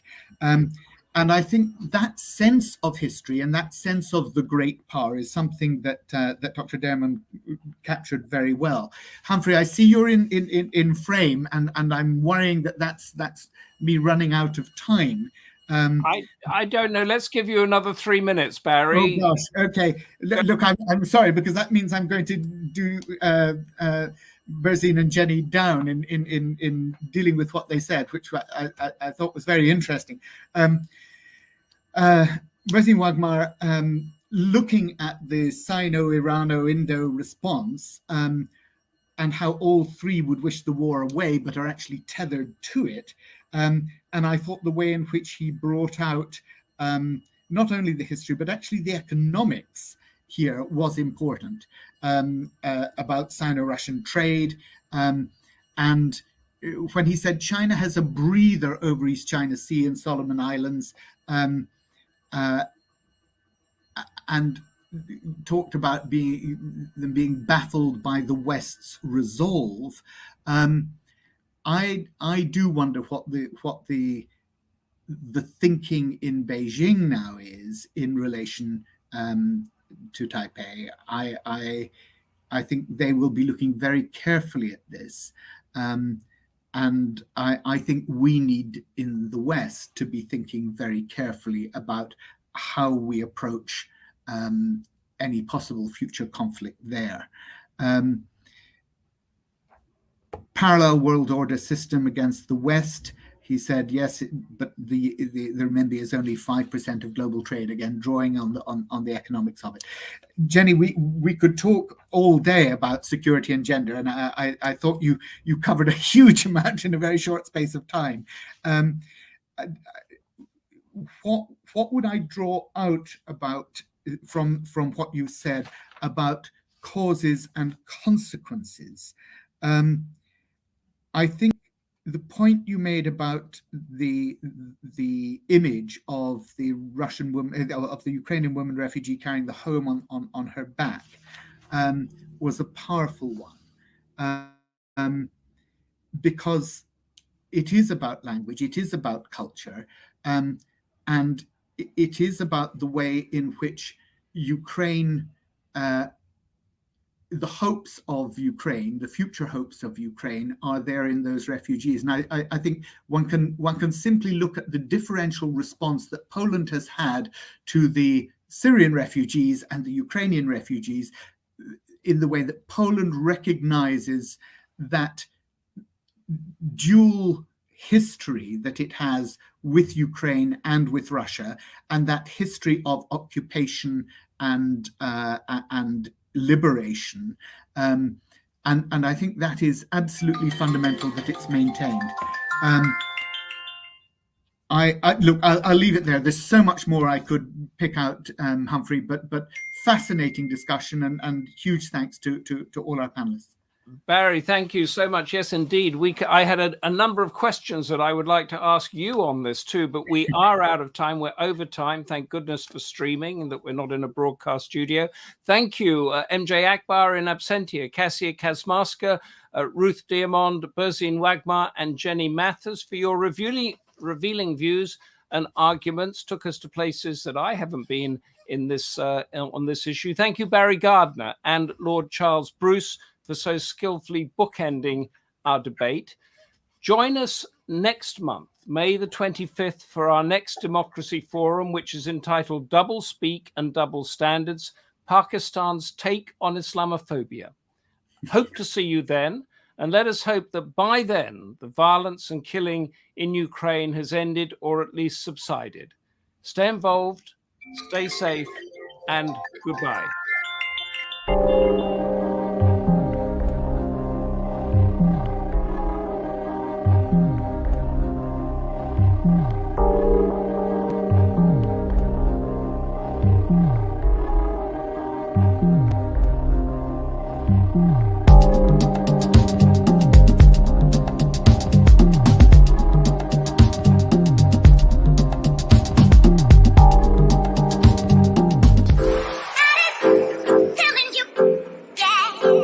Oh,